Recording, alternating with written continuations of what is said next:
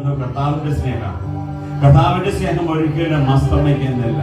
കർത്താവിന്റെ സ്നേഹം ഒരിക്കലും അസ്തമിക്കുന്നില്ല. കർത്താവിന്റെ സ്നേഹം ഒരിക്കലും അസ്തമിക്കുന്നില്ല. Hallelujah, hallelujah, hallelujah, hallelujah, hallelujah. അവിടുത്തെ കാരണം ഒരിക്കലും അസ്തമിക്കുന്നില്ല. ഓരോ പ്രഭാതത്തിലും അത് പുതിയതാണ്. ഓരോ പ്രഭാതത്തിലും അത് പുതിയതാണ്. Hallelujah, hallelujah, hallelujah. കർത്താവാണ് എൻ്റെ ഓഹരി. കർത്താവാണ് എൻ്റെ ഓഹരി. കർത്താവാണ് എൻ്റെ ഓഹരി. അവിടുന്നാണ് എൻ്റെ പ്രത്യാശ എന്ന് ഞാൻ പറയും. തന്നെ കാത്തിരിക്കുന്നവർക്കും തന്നെ വീടുന്നവരും കർത്താവ് നല്ലവനാണ്. കർത്താവിന്റെ രക്ഷയെ ശാന്തമായി കാത്തിരിക്കുന്നവർക്ക് ഉത്തമം. Hallelujah, hallelujah, hallelujah, hallelujah. അടുത്തേക്ക് വ്യക്തിയെ തൊട്ട് പറയുക, കർത്താവ് നല്ലവനാണ്.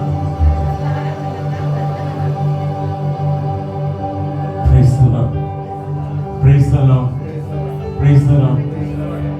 തോന്നുന്നുണ്ടോ കർത്താവ് നല്ലവനാണ്? അവിടുത്തെ സ്നേഹം ഒരിക്കലും അസ്തമിക്കുന്നില്ല. നിരാശയിലൂടെ ആയിരിക്കും നമ്മൾ ജീവിതത്തിന്റെ 90% കടന്നു പോകുന്നത്. ആണോ? എല്ലാം പ്രത്യാശയിലൂടെയാണ് കടന്നു പോകുന്നത്.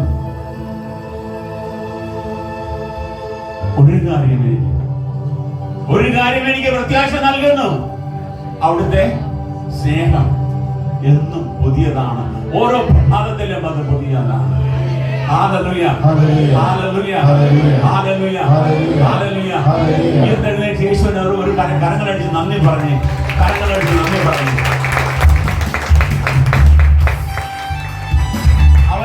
അവന്റെ ചങ്കിലെ ചോര തന്ന, അവന്റെ ചങ്കിലെ ചോര തന്ന, അവന്റെ ചങ്കിലെ ചോര തന്നാണ് എന്നെ വീണ്ടെടുത്തത്. Hallelujah, hallelujah. ശത്രുക്കളോട് തീർന്നെന്നോ, ശത്രുക്കളോട് ഇതിലൂടെ തീർന്നു, ഇതുകൊണ്ട് തീർന്നെന്നോർത്തു. Hallelujah, hallelujah, hallelujah. 300 ഭടന്മാരുണ്ടായിരുന്നു. സീൽ ചെയ്തു വെച്ചു. എന്നതാ? കല്ലറ സീൽ ചെയ്തു വെച്ചു. കല്ലറ. അവർക്ക് ഭടന്മാർ കാവൽ നിന്നു. ആർക്കും അത് റോമ ചക്രവർത്തിയുടെ ആൾക്കാർ, യഹൂദന്മാരും കൂടിയിരുന്നു. Hallelujah, hallelujah, hallelujah, hallelujah. ഒരു കല്ലറയ്ക്കും ബാക്കിയൊന്ന് പറഞ്ഞേ.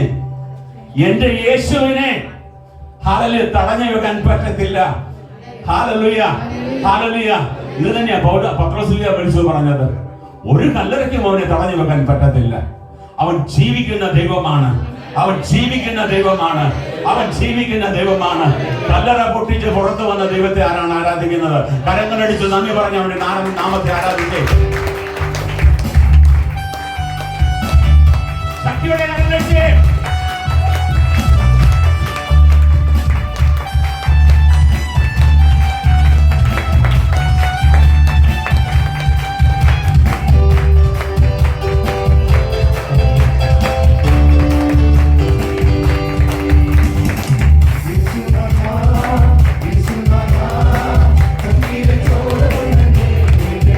Come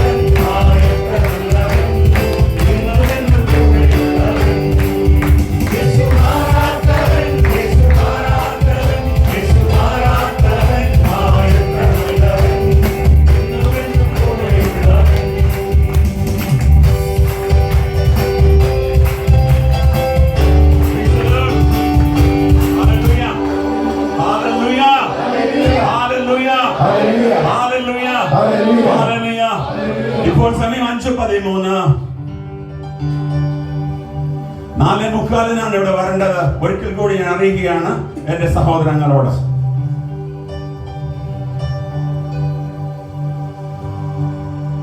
നമുക്ക് കിട്ടിയിരിക്കുന്ന അവസരമാണ് കർത്താവിനെ ഉയർത്താനും. എനിക്ക് വേണ്ടി എന്റെ മഹത്വത്തിന് വേണ്ടിയല്ല ഞാൻ പറയുന്നത്. 4:45 സമയം. ഞാൻ ഇപ്രാവശ്യം എഴുതിയിട്ടില്ല, നിങ്ങളോട് വരണമെന്ന് പറഞ്ഞുകൊണ്ട്. അതും നമ്മുടെ കൂട്ടായ്മയിലുള്ള ഏറ്റവും മുതിർന്ന ആൾക്കാരാണ് വരാതിരിക്കുന്നത്. 5:15 5:30 കയറി വരുന്നത്. Hallelujah, hallelujah, hallelujah, hallelujah. ഒരു തീരുമാനം നിങ്ങൾ ഇന്ന് എടുക്കുക. ഞാൻ എന്റെ ദൈവത്തെയാണ് ആരാധിക്കുന്നത്. നിങ്ങളുടെ സമയം അനുസരിച്ചല്ല വരേണ്ടത്, കർത്താവിന്റെ സമയം അനുസരിച്ച്. ഇവിടെ ഞാൻ പലപ്പോഴും പറഞ്ഞിട്ടുണ്ട്, നിങ്ങൾ വരുന്നത് നോക്കി കർത്താവ് അവിടെ ഇരിപ്പുണ്ടെന്ന്. Hallelujah, hallelujah. ഒരു തീരുമാനം എടുക്കുക. ആരാ നിങ്ങളെ പുറകോട്ട് പിടിച്ചു വലിക്കുന്നത്? ഏത് സാത്താനി ശക്തികളാണ് പുറകോട്ട് പിടിച്ചു വലിക്കുന്നത്? 7:30 5:30 അങ്ങ് എത്തിയാൽ മതി. പിന്നെ ഒരു വചനമൊക്കെ കേട്ട് അതൊക്കെ 1 മണിക്കൂറിനുള്ളിൽ പരിപാടി തീർത്ത് നമുക്ക് പോകാം. Hallelujah, hallelujah. ഒരു കാര്യം ഓർക്കണം, നിങ്ങൾ ഇവിടെ വരുമ്പോൾ, നിങ്ങളുടെ പ്രാർത്ഥനയിൽ പങ്കെടുക്കുമ്പോൾ നിങ്ങളുടെ അനേക പാപങ്ങൾ ക്ഷമിക്കപ്പെടുന്നു.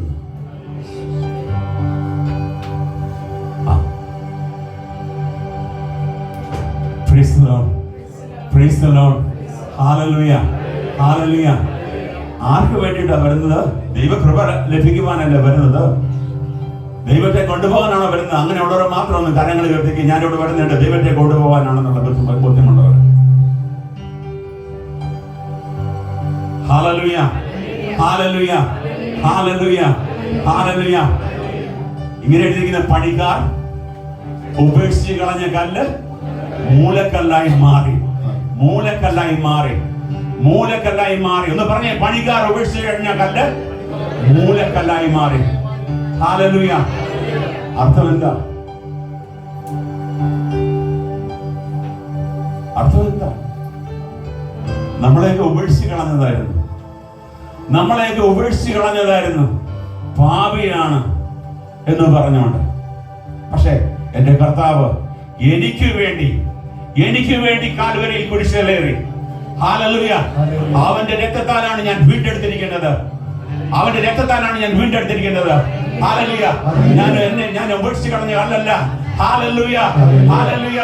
അവൻ എന്നെ മൂലക്കല്ലാക്കി മാറ്റിയിരിക്കുന്നു. ഇങ്ങനെ ശക്തിയോടെ ഇങ്ങനെ വിശ്വസിക്കുന്നവർ കരങ്ങളെടുത്ത് നന്ദി പറഞ്ഞാൽ അവരുടെ നാമത്തെ ഉയർത്തിക്കേ. Hallelujah, hallelujah, hallelujah, hallelujah, hallelujah. പാടിക്കേ ശക്തിയോടെ.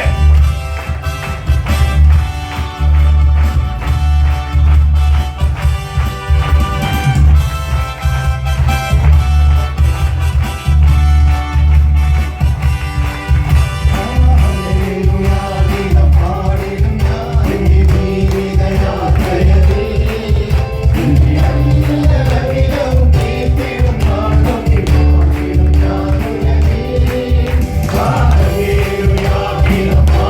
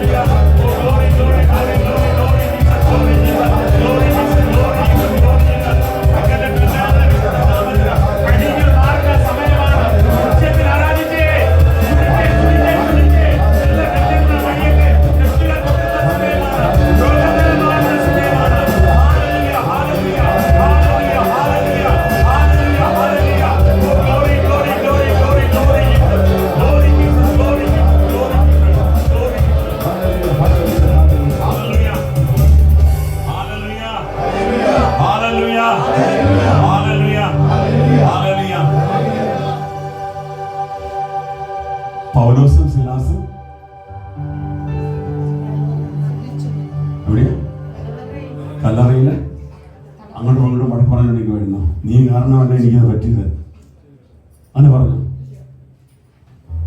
പരസ്പരം കുറ്റപ്പെടുത്തുവാണോ ചെയ്യുന്നത്? എന്നാ പറഞ്ഞു? പറഞ്ഞത്? Hallelujah, hallelujah. അവർ സന്തോഷത്തിലായിരുന്നു. ഈ കാരാഗ്രഹം കർത്താവിന് വേണ്ടിയിട്ട് അനുഭവിക്കാൻ പറ്റിയല്ലോ. അവര് സംഘടനകൾ കൂട്ടി ഇടിച്ചുകൊണ്ട് ഹല്ലേലൂയ കർത്താവിന്റെ നാമത്തെ ഉയർത്തി, കർത്താവിന്റെ നാമത്തെ ഉയർത്തി. ഹല്ലേലൂയ. എന്നാ പറ്റി? ചങ്ങലകൾക്ക് വരെ പേടിയായിരുന്നു. അത് അഴിഞ്ഞു മാറി. ഹല്ലേലൂയ. കാരാഗ്രഹത്തിന്റെ അടിത്തറ വരെ കൊല്ലുകി. Hallelujah, hallelujah. വിശ്വാസത്തോടെ പ്രാർത്ഥിക്കുന്നവർ ആരെങ്കിലും ഇവിടെ ഉണ്ടെങ്കിൽ ഹല്ലേലൂയ, ചങ്ങലകൾ എന്ന് അഴിഞ്ഞു മാറാൻ പോവുകയാണ്. ഹല്ലേലൂയ. വിശ്വസിക്കുന്നവരുടെ കൂടെ അടയാളം ഉണ്ടായിരിക്കും. അവർ എന്റെ നാമത്തിൽ വിശ്വാസികളെ ബഹിഷ്കരിക്കും. മാരകമായി എന്ത് കുടിച്ചാലും അത് അവർ ഉപദ്രവിക്കുന്നില്ല. അവർ രോഗിഘടകങ്ങൾ കരങ്ങളിക്കുകയും അവർ സൗഖ്യം പ്രാപിക്കുകയും ചെയ്യും. Hallelujah, hallelujah, hallelujah, hallelujah, hallelujah, hallelujah. പരിശുദ്ധാത്മാവിന്റെ അഭിഷേകത്തിന് വേണ്ടി ദാഹിച്ചുകൊണ്ട് കരങ്ങളടിച്ചെന്ന് പ്രാർത്ഥിച്ച് ഈ നിമിഷം ആത്മാവിന്റെ അഭിഷേകം, പരിശുദ്ധാത്മാവിന്റെ അഗ്നിയഭിഷേകം പെരുമഴ പോലെ ഇറങ്ങണം, പെരുമഴ പോലെ ഇറങ്ങണം.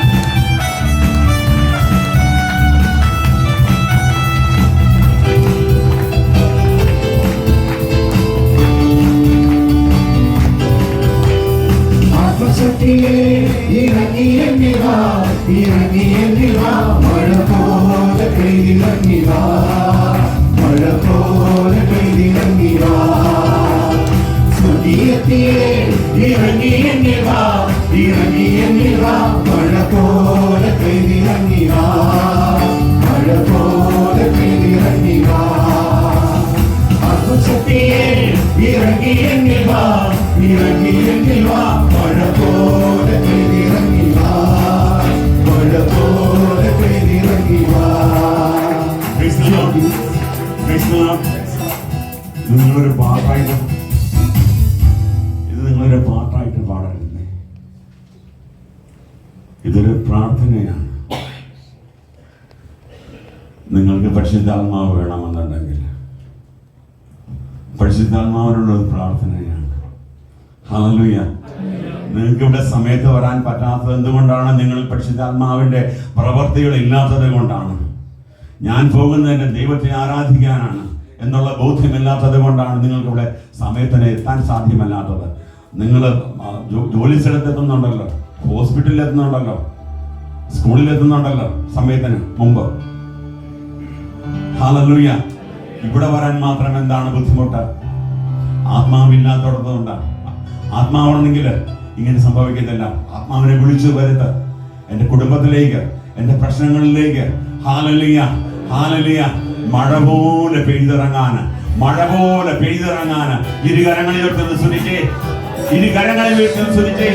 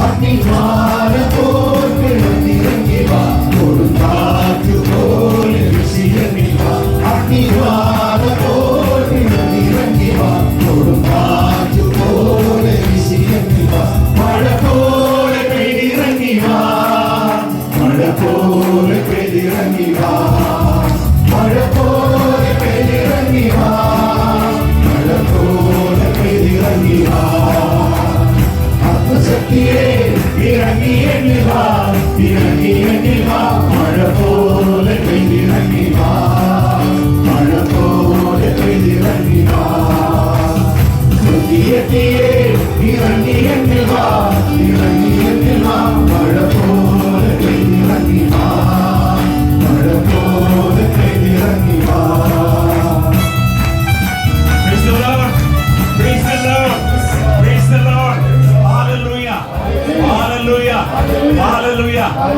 തളർന്നവൻ അവിടുന്ന് ബലം നൽകുന്നു. തളർന്നവൻ അവിടുന്ന് ബലം നൽകുന്നു. ഹല്ലേലൂയ. കർത്താവിൽ പ്രത്യാശ അർപ്പിക്കുന്നുണ്ടെങ്കിൽ അവൻ കഴുകന്മാരെ പോലെ ചിറകടിച്ചു വരും. ഹല്ലേലൂയ. ഒരിക്കലും തളരത്തില്ല അവന്. ഹല്ലേലൂയ. നീ ആറ്റുതീരത്ത് നട്ട ചെടി പോലെയാണ് നീ. ഹല്ലേലൂയ. 365 ദിവസം ഉണ്ടെങ്കിലും 365 ദിവസം നീ ഫലം പുറപ്പെടുവിക്കാനായി മാറണം. ഹല്ലേലൂയ. പ്രിയ സഹോദരങ്ങൾ, ഞാൻ പറയുന്നത് എന്താ? ഞാൻ ചങ്കിതേറിയാണ് പറയുന്നത്. ഹല്ലേലൂയ. വർഷങ്ങളായിട്ട് നമ്മൾ ഇവിടെ വരുന്നു, പാട്ടുപാടി അങ്ങ് പോകുന്നു. കുറച്ചു പേര് മാത്രം ചില ശുശ്രൂഷകൾ ചെയ്യുന്നു. ഇതല്ല വേണ്ടത്. ആത്മാവിനെ നേട്. ഹല്ലേലൂയ. ലോകത്തെ തകിടം മറിക്കുന്നവരായി മാറണം.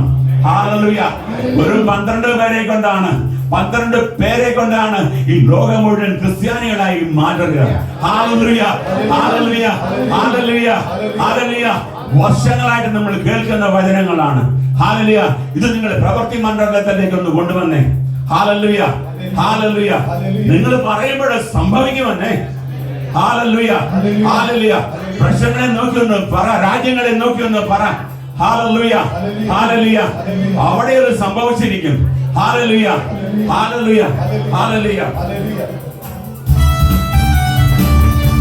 ശക്തിയോടെ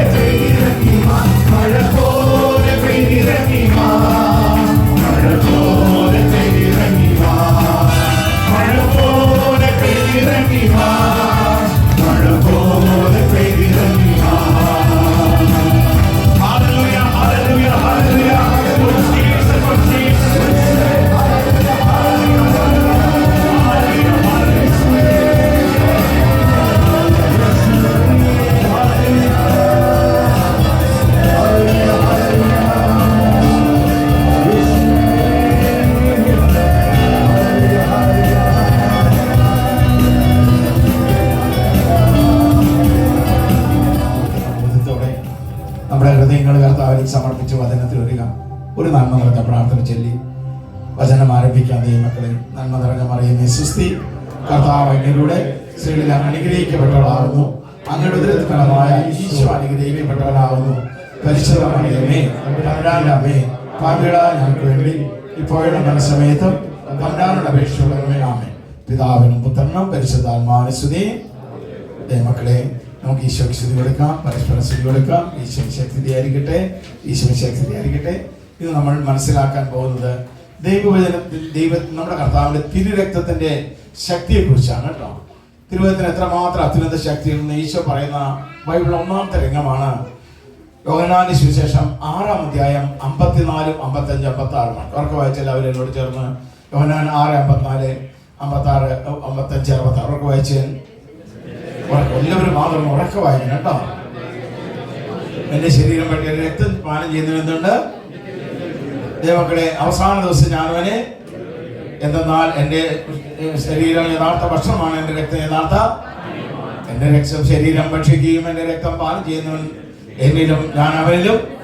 അപ്പൊ ഒറ്റ വാക്കിൽ പറഞ്ഞാൽ ഈശോയുടെ തിരക്തം മാത്രമാണ് യേശുവിൽ നമ്മൾ ആയിരിക്കാനുള്ള അടിസ്ഥാന മാർഗം എന്നാണ് യേശു ക്രിസ്തു പറഞ്ഞു തരുന്നത്. നമ്മൾ ഈശോയുടെ ശരീരരക്തം എന്ന് സ്വീകരിക്കുന്നത് ഏത് രൂപത്തിലാണ്? വിശുദ്ധ കുർബാന. അവർക്ക് പറഞ്ഞ എല്ലാവരും ഏത് രൂപത്തിലാണ്? അപ്പോൾ ഓരോ കുർബാനയിലും യേശുവിന്റെ അത്യുന്നതമായ തിരുരക്തത്തിന്റെയും അത്യുന്നതമായ ശരീരത്തിന്റെയും അനുഗ്രഹം നമ്മൾ പ്രാപിക്കുകയാണ്. ഈ വിശ്വാസത്തോടെ ആയിരിക്കണം നമ്മൾ കുർബാന സ്വീകരിക്കേണ്ടത്.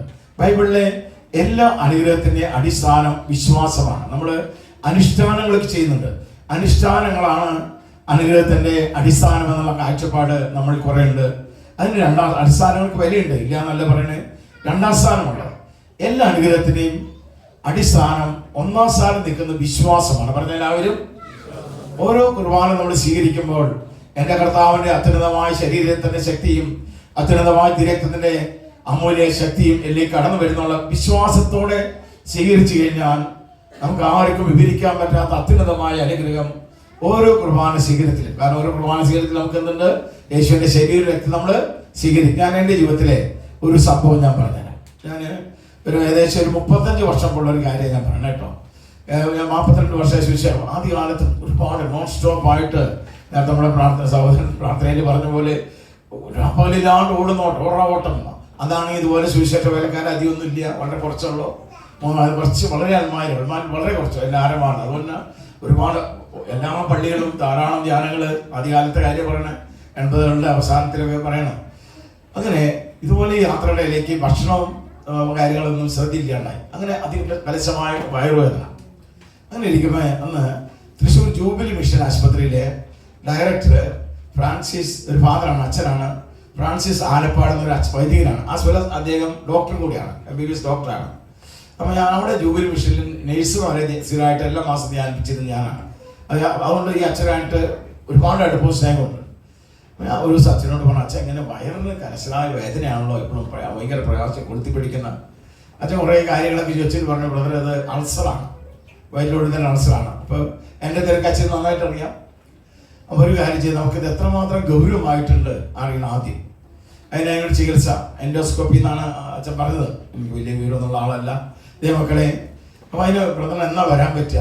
അപ്പോൾ എൻ്റെ തിരക്ക് അറിയുന്നതുകൊണ്ട് പറഞ്ഞു, സാധാരണ ഇത് ചെയ്യേണ്ട ആള് തലേദിവസം രാത്രി 8 മണിക്ക് ഇവിടെ ഒന്നുകൂടെ കിടക്കണം. 8 മണിക്ക് ശേഷം ഒന്നും കഴിക്കാൻ പാടില്ല. പിന്നെ കാലത്തായിരിക്കും തിയേറ്ററിൽ കൊണ്ടുപോകാം, ഓപ്പറേഷൻ തിയേറ്ററിലേക്ക്. അതുകൊണ്ട് ബ്രദറിന് അത് പറ്റുമോ? ബ്രദറിന് ബുദ്ധിമുട്ടാവില്ല. ഒരു കാര്യം ചെയ്യും, കാലത്ത് വന്നാൽ മതി, പക്ഷേ രാത്രി 8 മണിക്ക് ശേഷം ഒന്നും കഴിക്കാൻ പാടില്ല, അത് നിർബന്ധമാണ്. ശരി. അപ്പോൾ ഞാൻ അവരോട് വന്നിട്ട് ആലോചിച്ചിട്ട് പറഞ്ഞു, അച്ഛാ ഞാൻ എല്ലാ ദിവസവും കാലത്ത് കുർബാനയ്ക്ക് പോകും. ഈ കുർബാന സ്വീകരിക്കുന്നത് എങ്ങനെ? ഒരു മിനിറ്റാണ് കുർബാന സ്വീകരിച്ചു, വെള്ളമൊന്നും കുടിക്കരുത്, 8 മണിക്കായിട്ട് വെള്ളം കുടിക്കരുത്. ശരി, ഓക്കെ. എന്തായാലും വീട്ടിൽ പോയി. പിന്നെ ഓരോ ശുശ്രൂഷകളുടെ ഇടയിൽ അങ്ങനെ പറ്റാവുന്നൊരു ദിവസം ഒരു ബുധനാഴ്ചയായിരുന്നു, ഇന്ന ദിവസം ധ്യാനം ഇല്ലാത്ത ദിവസം കൊടുത്തു. അങ്ങനെ അന്ന് ഞാൻ കുർബാന സ്വീകരിക്കുകയാണ്. കാരണം ഒന്നും രാത്രി 8 മണിക്ക് ശേഷം ഒന്നും കഴിച്ചില്ല.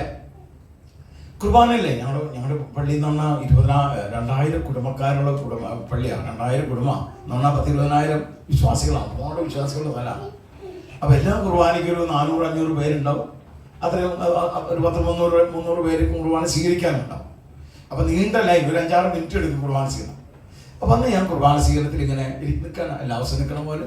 അതിനുമ്പ് 10,000-10,000 വട്ടം കുർബാന, എത്രയോ കാലമായി. ഏകദേശം ഈ സംഭവം നടക്കുമ്പോൾ ഒരു 10-32 വയസ്സുണ്ട്. 12 വയസ്സിൽ കുർബാന സ്വീകരണം തുടങ്ങിയതല്ലേ. അന്ന് എൻ്റെ മനസ്സിൽ പെട്ടെന്നൊരു ചിന്ത വരാം. കർത്താവിന്റെ വിലാപ് കുത്തിയത് ലോങ്കിലോസ് എന്നൊരു ഒറ്റക്കണ്ണായ പടയാളാണ്. നിങ്ങൾക്ക് എല്ലാവർക്കും അറിയാം, ചരിത്രം അംഗീകരിക്കുന്നുണ്ട്, സഭ അംഗീകരിക്കുന്നുണ്ട്. ലോങ്കിലോസ് ഒരു പടയാളാണ്. വിലാവിൽ നിന്ന് അവസാനം രക്തം ജലം ഒന്നായിട്ട് നമ്മൾ അറിയണ്ടില്ല, സഭാചരിത്രം അംഗീകരിക്കുന്നുണ്ട് അത്. അങ്ങനെ ഈ ഒറ്റക്കണ്ണായ ലോങ്കിലോസ് വിലാപ് കുത്തിയപ്പോൾ അതിന് രക്തവും ജലം പുറത്തു വന്നു. കുറച്ച് കൂടുതൽ വന്നു. അതിൽ ഒരു തുള്ളിയുടെ ഒരു അംശം അവൻ്റെ കാഴ്ചയില്ലാത്ത കണ്ണിലേക്ക് വീണു. ഉടനെ അവന് കാഴ്ച കിട്ടി. അവൻ ക്രിസ്ത്യാനിയായി, സുവിശേഷകനായി, ഇതൊക്കെ സഭാചരിത്രം പഠിപ്പിക്കുന്നുണ്ട്. അപ്പോൾ ഈ കാര്യം എനിക്ക് ഓർമ്മ, ഞാൻ കർത്താവ് അങ്ങനെ ഒരു ശരീരത്തിൽ ഒരു തുള്ളി രക്തമല്ലോ, പൂർണ്ണമായ അങ്ങ് ശരീരം മുഴുവനല്ലേ സ്വീകരിക്കണേ. എങ്ങനെയാ ഈ ലോകത്തിന് നിലനിൽക്കാൻ പറ്റും? അതിനുമുമ്പ് 1000-10,000 വട്ടം കുർബാന സ്വീകരിച്ചിട്ടുണ്ടല്ലോ. പക്ഷെ അന്ന് ഞാൻ പൂർണ്ണ വിശ്വാസത്തോടെ, കാരണം ഈ എൻ്റെ കർത്താവിൻ്റെ ഈ തിരുരക്തത്തിൻ്റെ തിരുശരീരത്തിൻ്റെ ശക്തി എൻ്റെ ലോകത്തിനെ എടുത്തു മാറ്റാൻ മതിയായതാണ്. ആ വിശ്വാസത്തോടെ അന്നാണ് പൂർണ്ണ വിശ്വാസത്തോടെ സ്വീകരിക്കണേ. എന്തായാലും കുർബാന സ്വീകരിച്ചു. ഉടനെ വണ്ടിയെടുത്ത് അവിടെ ചെന്ന് നമ്മുടെ ഹോസ്പിറ്റലിൽ ചെന്നു. ഒരു 3 കിലോമീറ്ററുള്ള വീട്ടിൽ നിന്ന് തൃശ്ശൂർ ജൂബിലി ഹോസ്പിറ്റലിൽ അവിടെ ചെന്ന പറ്റി. ഞാൻ അവരുടെ VIP ആണല്ലോ, അച്ഛൻ്റെ അത്രയും ഡയറക്ടറാണ്, വളരെ അടുത്ത സ്നേഹിതനാണ്, വളരെ വളരെ അടുത്ത സ്നേഹിതൻ.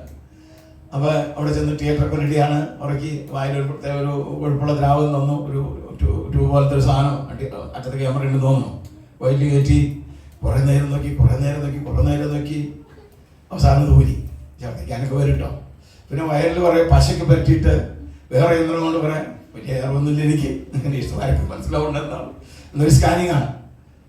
ഇതെല്ലാം കഴിഞ്ഞിട്ട് ഡോക്ടർമാർ പറഞ്ഞു അച്ഛൻ്റെ അടുത്തേക്ക് റിപ്പോർട്ട് കിട്ടു. അച്ഛൻ ഡോക്ടർ തന്നെയാണ്. അത്രേ ഒന്നും കാണാനില്ലോ. മക്കളെ ഏകദേശം 30 കൊല്ലത്തിന് 35 ഉണ്ടാവും കൃത്യ ഉറക്കുള്ള ഞാൻ.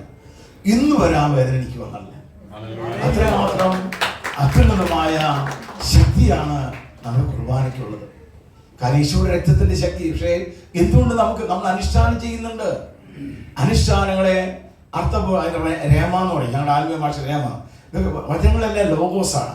ആ ലോഗോസൊക്കെ മനസ്സിലാക്കാൻ നല്ലതാണ്. അത് രേമ ആവണമെങ്കിൽ, എന്നാൽ പ്രാവർത്തിക തലത്തിലാവണമെങ്കിൽ നാം വിശ്വാസത്തിലേക്ക് വരണം. കാരണം അന്ന് വിശ്വാസത്തിലാണ്. അതിനുശേഷം ഒരുപാട് അത്ഭുതങ്ങൾ കർത്താവിൻ്റെ എന്ന് ഞാൻ ഈ അട്ടപ്പാടിയിലേക്കാണ് കുറേ കാലം ധ്യാനിപ്പിച്ചിരുന്നത്. ആദ്യകാലത്ത് 1010 കൊല്ലമൊക്കെ അച്ഛൻ്റെ പ്രധാന സഹായി ഞാൻ, പെരുവാട്ടിലാണ് ടോമിയ.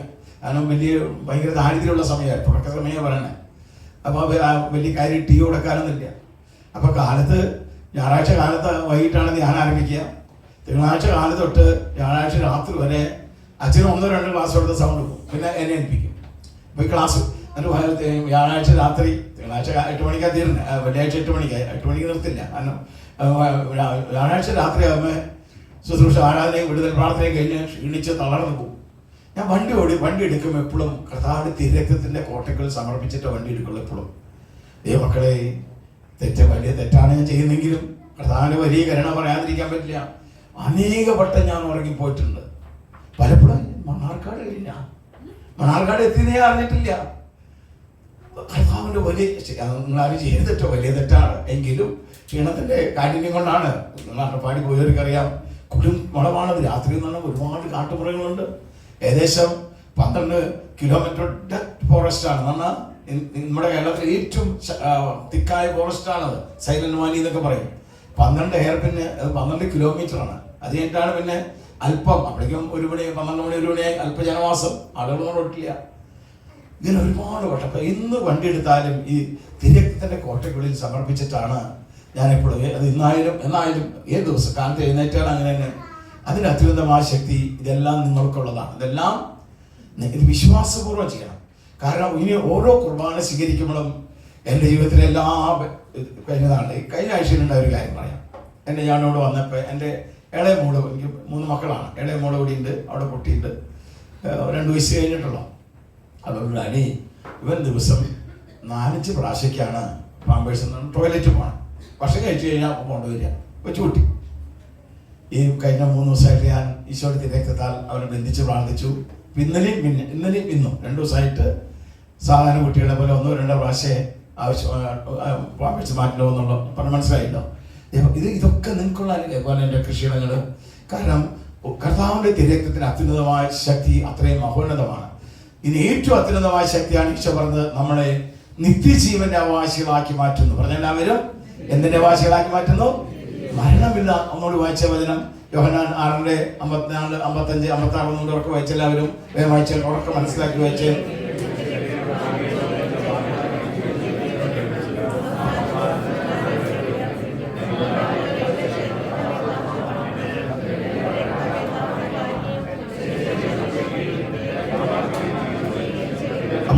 അത്യുന്നതമായ അനുഗ്രഹമാണ് ഓരോ കുർബാനയിലൂടെ അല്ലെ തിരക്തം സ്വീകരിക്കുന്നത്. ഒന്ന് നിത്യന്റെ അവകാശികളായി മാറുന്നു. മറിച്ച് രണ്ടാമത്താണ് കർത്താവ് നമ്മളിൽ വസിക്കുവാൻ ഇടയാക്കുന്നത് യേശുവിന്റെ തിരക്തത്തിന്റെ ശക്തിയാണ്. യേശുവിന്റെ തിരക്തത്തിന്റെ അടുത്ത അത്യുന്നതമായ ശക്തി ഈശോ പറയുന്നത് യോഹന്നാന്റെ 1-ാം ലേഖനം 1-ാം അധ്യായം 7-ാം വാക്യത്തിലാണ്. അവർക്ക് വായിച്ചെല്ലാവരും വായിച്ചേ.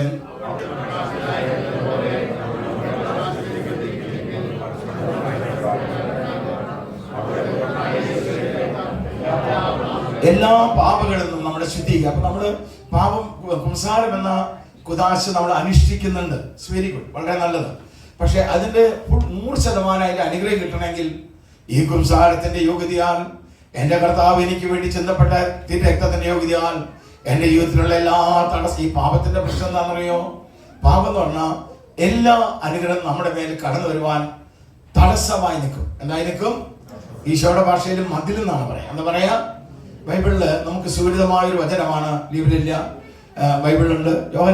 യെശയ്യാ 49 അധ്യായത്തിന്റെ 15 വാക്യം ബൈബിളിൽ ലഭ്യമില്ല. നിങ്ങൾക്ക് എല്ലാവർക്കും അറിയാതെ യെശയ്യാ 49:15 ഇങ്ങനെയാണ്. എല്ലാവർക്കും അറിയാം. എല്ലാവരും ഏറ്റു പറഞ്ഞോ, മുല കുടിക്കുന്ന കുഞ്ഞിനെ.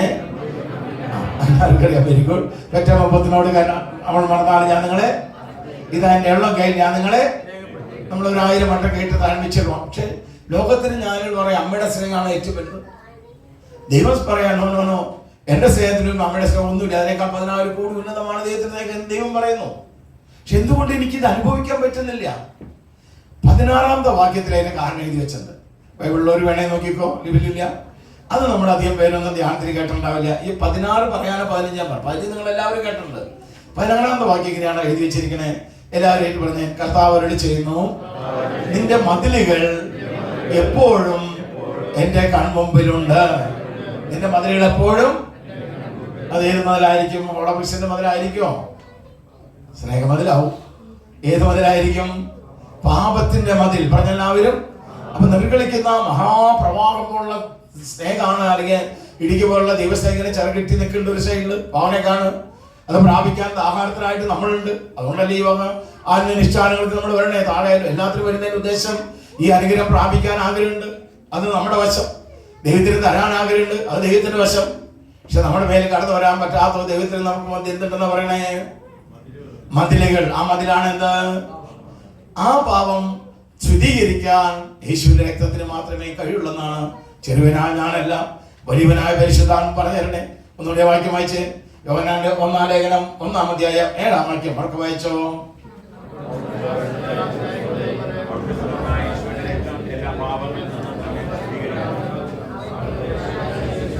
എല്ലാ പാപങ്ങളും നമ്മളെ. അപ്പൊ നമ്മള് കുംസാരം എന്ന കുദാശ അനുഷ്ഠിക്കുന്നുണ്ട്. വളരെ അനുഗ്രഹദായകം, വളരെ ശ്രേഷ്ഠം, അത്യുന്നതം. പക്ഷെ അതിന്റെ ഫുൾ ഫ്ലെഡ്ജ് റൂട്ട് കിട്ടണമെങ്കിൽ ആ കുംസാരത്തിലൂടെ നമ്മുടെ ഉള്ളിൽ വിശ്വാസം. ബൈബിളില് എല്ലാ അനുഗ്രഹത്തിന്റെ അടിസ്ഥാനം എന്താണ്? ഒക്കെ പറഞ്ഞെല്ലാവരും. ഈശോ എവിടെയൊക്കെ അത്ഭുതം ചെയ്തോ അതിന്റെ എല്ലാം പിന്നില് ആ അത്ഭുതം സ്വീകരിച്ച വ്യക്തിയുടെ നീണ്ട പ്രാർത്ഥനകളോ നീണ്ട അനുഷ്ഠാനങ്ങളോ അല്ലെങ്കിൽ ഏതെങ്കിലും തരത്തിലുള്ള കാര്യങ്ങളല്ല, മറിച്ച് എന്തായിരുന്നു? വിശ്വാസമായിരുന്നു. യേശുവിന് ബൈബിളില് അത്ഭുതം പ്രവർത്തിക്കാൻ സാധിക്കാതെ പോയി രംഗമുണ്ട്. പിന്നെയാണ് ഉണക്കമരങ്ങളായ ഞങ്ങളുടെ അവസ്ഥ.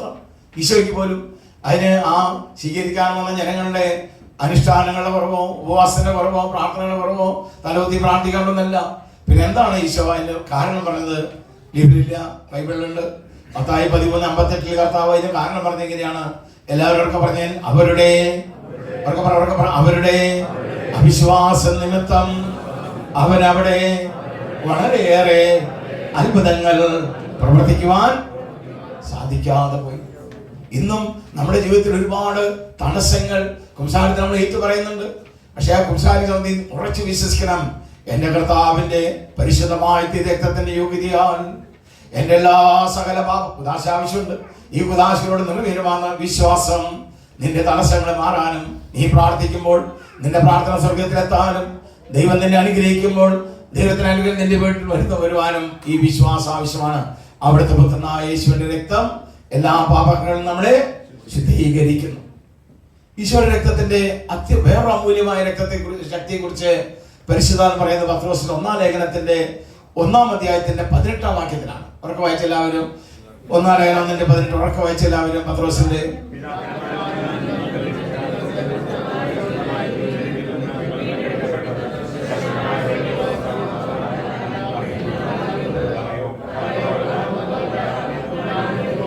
അതെന്താണെങ്കിൽ ശാപത്തെ കുറിച്ചാണ് പറയുന്നത്.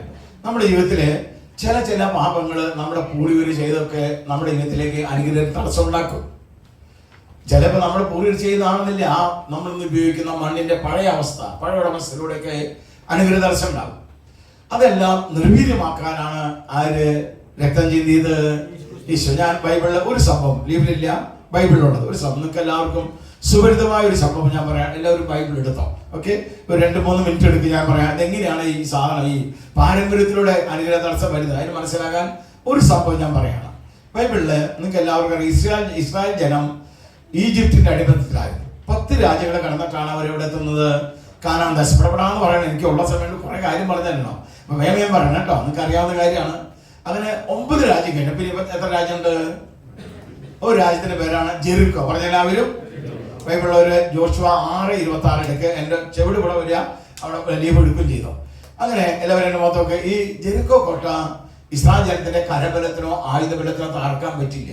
പിന്നെ എങ്ങനെയാണ് തകർക്കപ്പെട്ടതെന്ന് നിങ്ങൾക്ക് എല്ലാവർക്കും തന്നെ അറിയാം. എല്ലാവർക്കും അറിയാം, കാരണം എല്ലാ ഗുരുക്കന്മാരും പറയുന്ന ഒരു മെസ്സേജാണത്. ഈ ജെറിക്കോ കോട്ടയ്ക്ക് ചുറ്റും അവര് ചുറ്റും നടന്ന് സ്തുതിച്ചു. 7ാമത്തെ ദിവസം 7ാമത്തെ വട്ടം സർവശക്തിയോട് സ്തുതിച്ചപ്പോൾ ജെറിക്കോ എന്ത് പറ്റി? ഉറക്കപ്പറ. ഇത്രയും നിങ്ങൾ കേട്ടിട്ടുണ്ട്. പിന്നെ വേറെ അതിഭയങ്കരമായ കുറച്ച് സംഭവം ഇവിടെ ഉണ്ടായിട്ടുണ്ട്. അത് ഒരു ധ്യാനത്തിൽ പറയാനായിട്ടില്ല, അത് പറയാനാണ് ഇത് അതിന്റെ ബാക്ക്ഗ്രൗണ്ട് പറഞ്ഞത്. ഇനിയുള്ള വായിച്ച് ജോഷുവ 6:26 ഈ സംഭവം. പിന്നെ അവിടെ എന്താ ഉണ്ടായത്? അവിടെ വലിയൊരു സംഭവം ഉണ്ട്. ആർക്ക് കിട്ടിയ ഒരാൾ വായിച്ചാൽ, ഒരാൾ എല്ലാവരും കൂടി വായിച്ചോ? അവർക്ക് വായിച്ചോ?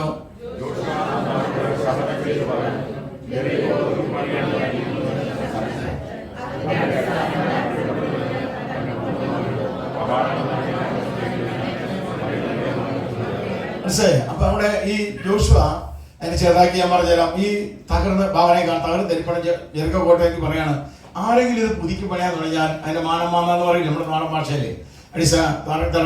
മാനമാന്തമാ തുഞ്ഞോന്റെ മൂത്തമാൻ മരിക്കും, കട്ടള വെക്കുമ്പോൾ ഇളയമകൻ. ഇത് നടക്കുന്നത് BC 1300 എപ്പോഴും നടക്കണേ. നമ്മുടെ ബൈബിളിന്റെ ഒരു പ്രത്യേകത, ബൈബിൾ നോട്ട് ഓൺലി സ്പിരിച്വൽ, കുറെ സന്ദർഭങ്ങളിൽ ഹിസ്റ്ററി ആയിട്ട് മാച്ച് ആവുന്നുണ്ട്. പക്ഷേ ഹിസ്റ്ററിക്ക് വേണ്ടി അത് ഉപയോഗിക്കാൻ പാടില്ല, ആത്മീയത ഉപയോഗിക്കാൻ പാടുള്ളൂ. ചരിത്രമായിട്ട് ഒരുപാട് സ്ഥലങ്ങളിൽ മാച്ച് ആവുന്നുണ്ട്. BC 1300 ലോകത്തിലെ ഏറ്റവും വലിയ കോട്ടയം ജെറിക്കോ തകർന്നു എന്നുള്ള ചരിത്രം സമ്മതിക്കുന്നുണ്ട്. ആ കാലഘട്ടത്തിന് നമ്മുടെ ബൈബിളിൽ പറയാ പ്രവാചകന്മാരുടെ കാലഘട്ടമാണ്. മോശ, ജോഷുവ, കാലബ് പ്രവാചകന്മാരാണ്. അടുത്ത കാലഘട്ടത്തിൽ ബൈബിൾ പറയാ ന്യായാധിപന്മാരുടെ കാലഘട്ടം. സാംസൺ, ഗിദിയോൻ, ഗാദ്, ശമൂവേൽ, ഏലിയൊക്കെ ന്യായാധിപൻ. അത് അടുത്ത കാലഘട്ടത്തിന് ബൈബിൾ പറയാ രാജാക്കന്മാര്. അതാണ് ആദ്യത്തെ രാജ സാവൂള്, 2ാമത് ദാവീദ്, 3ാം സോളമൻ, ജെറുബ്ബാബേൽ, അങ്ങനെ രാജാക്കന്മാരുടെ കാലഘട്ടം അവസാനിക്കുക. ഭാവനെ കാണാൻ എല്ലാവരും. അപ്പൊ ജെറിക്കോടെ തൊട്ടി കിടക്കുന്ന സ്ഥലത്തിന്റെ പേരാണ് ബെഥേൽ. പറഞ്ഞെല്ലാവരും. ബെഥേലിന്റെ രാജാവിന്റെ പേര് ഹിയേൽ. പറഞ്ഞെല്ലാവരും. ഹിയേൽ രാജാവ് ജെറിക്കോയുടെ പണിയാണ്. BC 800 ആയിട്ട്. അപ്പൊ എത്ര വർഷം കഴിഞ്ഞു? BC ഡൗണിലേക്കാണ് ഒരു 500 വർഷം കഴിഞ്ഞു. എന്താണ്ടായി നോക്കിയാൽ 1 രാജാക്കന്മാർ 16:34 വാക്യാണ് ഞാൻ ഈ പറയുന്ന സംഭവം എഴുതി വെച്ചിരിക്കുന്ന കർത്താവ്. 1 രാജാക്കന്മാർ 16 വേഗം എടുത്തു. 1 മിനിറ്റ് പോയാലും കുഴപ്പമില്ല, വേഗം എടുത്ത 16-ാം അധ്യായത്തിന്റെ 34 വാക്യം. അവിടെ എന്താ സംഭവിക്കുന്നത്?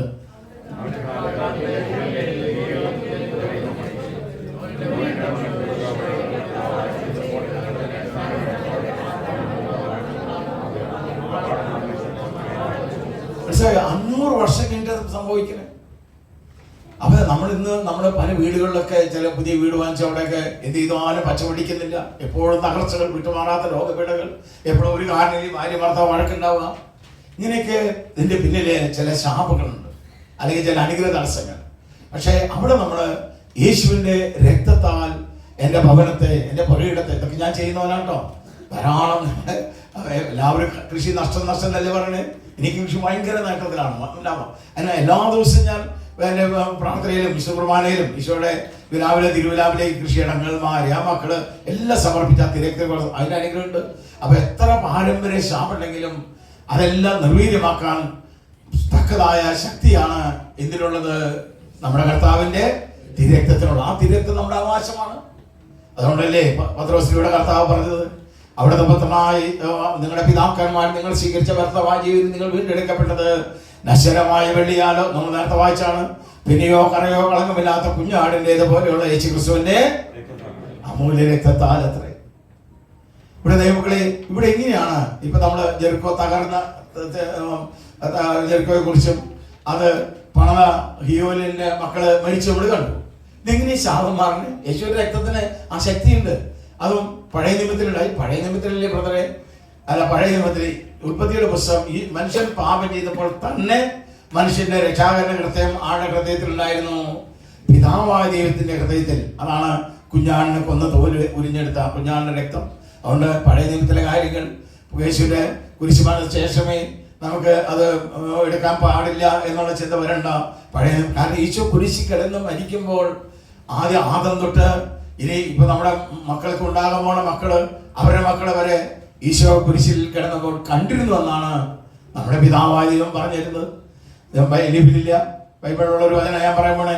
അതേ ദൈവമക്കളെ, യെശയ്യാ 53:10 നിങ്ങൾ എടുക്കണമെന്നില്ല, ഞാൻ പറഞ്ഞുതരാം. ഈശോ 3 നാളിൽ കിടക്കുമ്പോൾ ഈശോയുടെ ഹൃദയത്തിലെ വികാരം എന്താണെന്ന് പിതാവ് പറഞ്ഞിരുന്നത് എങ്ങനെയാണ്? യെശയ്യാ 51:10 ഞാൻ നിങ്ങൾക്ക് വേണ്ടി വായിക്കാം. പാപപരിഹാര ബലിയായി അവൻ തന്നെ അർപ്പിക്കുമ്പോൾ അവൻ തന്റെ സന്തതി പരമ്പരയെ, ആരെ? സന്തതികളല്ല, സന്തതി അതാണ് കണ്ടു, ഹൃദയത്തിനെ കണ്ടു, അങ്ങനെയാണ് പരമ്പരകളെ കാണുകയും പാപത്തിന്റെ ശമ്പളമായ മരണത്തിന് മോചനം പ്രാപിക്കുകയും ചെയ്യും. അവിടുത്തെ പുത്രനായ യേശുവിന്റെ രക്തം എല്ലാ പാപങ്ങളും നമ്മളെ, അതുപോലെ തന്നെ ഈ ശാപത്തിൽ നമ്മൾ മോചിപ്പിക്കുക യേശു രക്തമാണ്. ഇതെങ്ങനെയാണ് ഈ ശാപം മാറുന്നത്? അതും ബൈബിളുണ്ട്. അതുകൂടി അവിടെ നമ്മൾ നേരത്തെ കേട്ടതിന്റെ കംപ്ലീഷൻ ആവണം. ഈ ജെറിക്കോയിലേക്ക് പ്രവാചകനായ എലീശ വരെ, ആര് പറഞ്ഞേ? എലീശ വന്നപ്പോൾ ജെറിക്കോ നിവാസികളെല്ലാം പ്രവാചകന്റെ കൂട് അടുത്ത് വന്നു. ഒരു ദൈവപുരുഷൻ നമ്മുടെ അവിടെ നമ്മൾ ഓടിക്കൂടില്ല എന്ന് പറഞ്ഞ പോലെ എല്ലാവരും പ്രയാസം, ദുഃഖം, അനർത്ഥങ്ങളുള്ളവരാ. അവരെല്ലാവരും ചേർത്ത് പറഞ്ഞു, പ്രവാചക കാണുന്നില്ലേ 10,000 ഏക്കർ നല്ല ഫലവൃക്ഷമായ മണ്ണാണ്, ഈ ഉറവ് കണ്ടോ? വേനൽക്കാലത്ത് പോയി നിറച്ച് വെള്ളമാണ്, പക്ഷെ ഇതിൽ വെള്ളം കുടിച്ചാൽ ഞങ്ങൾ രോഗികളാവുന്നു, ഞങ്ങളുടെ കന്നുകാലികൾ ചത്തുപോകുന്നു, ഇവിടെ എന്ത് ചെയ്താലും ഒന്നും ഉണ്ടാവില്ല. അതിന്റെ 50 വർഷമായിട്ട് 500 വർഷമായിട്ട് എന്ത് ചെയ്താലൊന്നും. ഈ സംഗതി ആരോട് പറഞ്ഞു? ദൈവപുരുഷനായ എലീശയ്ക്ക് അതിന്റെ കാരണം മനസ്സിലായി. എന്താ കാരണം? ജോഷുവയുടെ ശാപം എത്ര വർഷമുള്ളത്? ഉടനെ പ്രവാചകനായ എലീശ ഒരു കാര്യം അവരോട് പറയാം. നിങ്ങൾ ഒരു ഇത് 2 രാജാക്കന്മാർ 2-ാം അധ്യായത്തിന്റെ 19 മുതൽ 22 വരെയുള്ള വാക്യങ്ങൾ ഞാൻ ഇപ്പൊ പറഞ്ഞുകൊണ്ടിരിക്കുന്നത് കേട്ടോ. അതുകൊണ്ട് വേഗം എടുത്തോ, ചെവി പിടിക്ക് തന്നോ, കണ്ണ് വചനം എടുക്കാൻ പോക്കോ. 2 രാജാക്കന്മാർ 2:19 തൊട്ടാണ് എലീശ അവരോട് പറയാം, നിങ്ങൾ പുതിയ പാത്രമാക്കി പറഞ്ഞ എല്ലാവരും അതിൽ ഉപ്പിടുന്നു. ഉടനെ അവർ ചെയ്തു. എന്താ എഴുതി വെച്ചിരിക്കണേ? വായിച്ചേൻ 2 രാജ 2:19 വായിച്ച എല്ലാവരും കിട്ടിയവരൊക്കെ വായിച്ചേൻ. 2 രാജാക്കന്മാർ 2:19, 19, 21, 22 വരെ വേണം വായിക്കാം. വായിച്ചോ.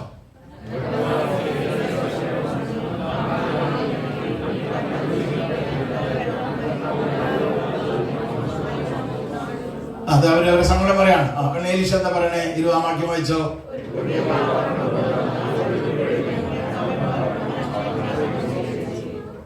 അങ്ങനെ ചെയ്തു. വായിച്ച അവനവരെ വായിക്കും, കണ്ടിന്യൂ. 22 വരെ വായിക്കും.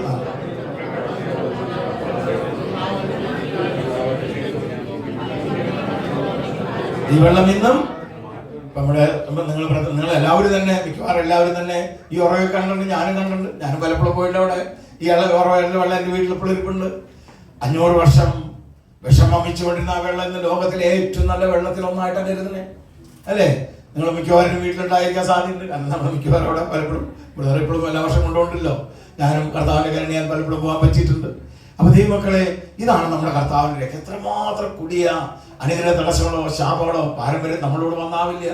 പാരമ്പര്യത്തിലൂടെ കടന്നു വന്നാലും നമ്മുടെ പരിശുദ്ധാത്മ പറയാണ്, പിതാക്കന്മാർ നിങ്ങൾ ശേഷിച്ച വ്യർത്ഥമായ ജീവിതം നിങ്ങൾ വീണ്ടെടുക്കപ്പെട്ട നശ്വരമായ വെള്ളിയാലോ സ്വർണ്ണത്താലോ പിന്നെയോ കറയോ കളങ്കമില്ലാത്ത കുഞ്ഞാടിൻ്റെതുപോലെയുള്ള യേശു ക്രിസ്തുവിന്റെ ആതിരെ. ഇത് നമ്മൾ വിശ്വസിക്കണം. അതാണ് ഈ ക്ലാസ്സിന്റെ ഉദ്യോഗം. അങ്ങനെ വിശ്വസിച്ച് കഴിഞ്ഞാൽ എത്ര വലിയ അനുഗ്രഹ തടസ്സം നമ്മുടെ വീട്ടിൽ നിർവീര്യമാണ്. അതിന് ഒരു 2 കണ്ടീഷൻ അവിടെ എലീശ പറഞ്ഞു. അത് നമ്മൾ ശ്രദ്ധിക്കേണ്ട ഒരു പോയിന്റാ. എന്ന 2 കണ്ടീഷൻ. ഒന്ന്, നമ്മൾ പുതിയ പാത്രമാകണം. പറഞ്ഞാൽ എല്ലാവരും അതാണ് നമ്മൾ കഴിഞ്ഞ ദിവസം നമ്മുടെ ക്ലാസ്സിൽ പറഞ്ഞത്. പുതിയ പാത്രം എന്ന് പറഞ്ഞാൽ നമ്മൾ കുറെ പാടില്ലായ്മ നമ്മുടെ ജീവിതത്തിൽ ഉണ്ടായിട്ടുണ്ട്, അൺഡൂസ്. അതൊക്കെ നമ്മൾ തിരുത്തേണ്ടതൊക്കെ നമ്മൾ തിരുത്തണം. ചിലപ്പോൾ ഒരു ഉദാഹരണത്തിന് ഇന്നലെ വരെ നമ്മൾ ഇഷ്ടമുണ്ടെങ്കിലാണ് ഈ മീറ്റിങ്ങിന് വരണേ നിൽക്കുക. ഇത് നമ്മൾ ആകാശം അടിച്ചാലും തക്കതായ തടസ്സം ഇല്ലെങ്കിൽ നമ്മൾ ഈ പ്രയർ മീറ്റിംഗ് മാറ്റിവെക്കുന്ന പ്രശ്നം ഇല്ല. ഇപ്പൊ നമ്മൾ ഈ പ്രയർ മീറ്റിംഗ് മാറ്റിവെക്കൽ പോലും കുടുംബത്തിന്റെ മേൽ ശാപം കിടമെന്ന് പറയണേ ഞാനല്ല, നമ്മുടെ പിതാവ് പറയുന്നതാണ്. ബൈബിളിൽ ദൈവം പറയുന്ന ഒരു വചനാണ്. പ്രഭാഷ 27:3 ലിപിലില്ല. പ്രഭാഷ 27:3 ഇങ്ങനെ പറയാ, ദൈവഭക്തിയിൽ ദൃഢതയും തീഷ്ണതയും ഇല്ലാത്തവന്റെ ഭവനം അതിവേഗം ആ കുടുംബം നശിക്കും. ഇപ്പൊ നമ്മള് അതുകൊണ്ടാണ് ഞാൻ ഇപ്പൊ പറഞ്ഞ കഴിഞ്ഞിട്ട് വേറെ പറഞ്ഞു ദിവസം ഇന്നലെ 2 പിന്നെ ഞാൻ 3. ഒരിക്കലും ഞാൻ ഈ കാര്യം മാത്രം മാറ്റിവെക്കില്ല. കാരണം ഞാനിതിൽ അലസത കാണിച്ചാൽ എന്റെ കുടുംബം തകർച്ചയിലേക്ക് പോകുന്നതാണ് കർത്താവ് പറയുന്നത്. ദൈവ ദൃഢത എന്ന് മനസ്സിലായോ? ആകാശം ഇടിഞ്ഞു പോയാലും ആത്മീയ കാര്യങ്ങൾ മാറ്റി വെക്കുന്ന പ്രശ്നം കിട്ടി. ആർക്കെങ്കിലും കിട്ടിയെന്ന് വായിച്ചേ. പ്രഭാഷണം 27:3 ഞാൻ വായിച്ചത്. അവർക്ക് വായിച്ചോ? ആ വ്യക്തി നശിക്കുന്നല്ല പറഞ്ഞിരിക്കണേ. ഭവനം വിലോസിയും, മക്കള്, കൃഷി, വ്യാപാരം, വളർത്തുകള്, ഫലവൃക്ഷങ്ങള്. ദൈവക്കളെ, ഇതൊക്കെ ഇരിക്കും. നിങ്ങൾ ഒരാളായിട്ട് ഞാനോട് ഇരിക്കുന്നത്. ദൈവത്തിന്റെ പ്രഭാഷണം 27:3. ദൈവക്കളെ ഡിസ്പ്ലേ കാണിക്കുന്നില്ലേ? ശരി, ഞാൻ ശ്രദ്ധിച്ചില്ല. Very good. ഓക്കെ, അപ്പൊ അത് വായിച്ചാൽ നിങ്ങൾ. അപ്പൊ ഇതാണ്. അപ്പൊ അവിടെ നമ്മൾ പുതിയ പാത്രമാകണം. പുതിയ ഉപ്പ് പരിശുദ്ധാത്മാവിന്റെ പ്രതീകമാണ്. അതാണ് സഹോദരൻ പറഞ്ഞത്. പരിശുദ്ധാത്മ അറിയാൻ വേണ്ടി നമ്മൾ ഈ ദിവസങ്ങളിലൊക്കെ പ്രാർത്ഥിക്കണം. അത് നമ്മളെ ദാഹിച്ച് പരിശുദ്ധാത്മ അറിയാൻ അടുത്ത പ്രാവശ്യം ദൈവം അനുവദിച്ചാൽ അതിനെക്കുറിച്ച് പറഞ്ഞുതരാം. അതിനാവശ്യം ഒരു ഇതാണ്, ദാഹിച്ച് പുതിയ പാത്രമാകുക, ഉപ്പിടാൻ നയിക്കപ്പെടുക, പരിശുദ്ധാത്മ നയിക്കപ്പെടുക. ഈശോയുടെ രക്തത്തിന്റെ ഒരു ശക്തി അതാണ്. എത്ര പാരമ്പര്യമായ അനുഗ്രഹ തടസ്സം ഉണ്ടെങ്കിലും അതെല്ലാം നിർവീര്യം. അതുകൊണ്ടാണ് ഒരു വചനോടെ അതിനെ ആസ്പദമാക്കി പറഞ്ഞുതരാം. ഏശയ്യ 61-ാം 4 വാക്യം. ഏശയ്യ 64:4 എന്തിനാണ് യേശു ക്രിസ്തു മനുഷ്യനായ അവതരിച്ച് രക്തം ചിന്തിയത്? അതിന് യേശുയുടെ ഹൃദയവികാരം ബൈബിളിലൂടെ പറഞ്ഞുതരാം. അതാണ് ഏശയ്യ 61:4 വാക്യം. ഒന്ന് ഡിസ്പ്ലേ ഉണ്ടാ വായിച്ചേ, അവർക്ക് വായിച്ചേ.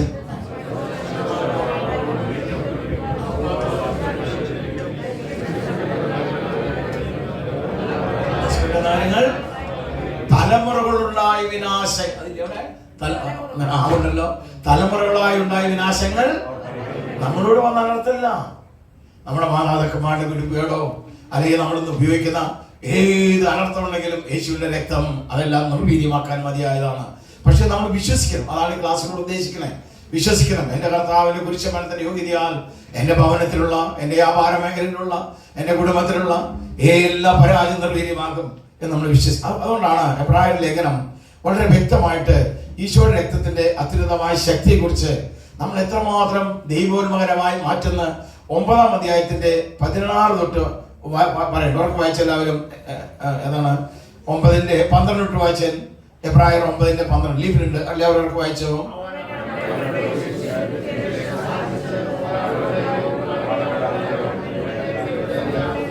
സ്വന്തം രക്തത്തോലെയാണ് വെച്ചോ.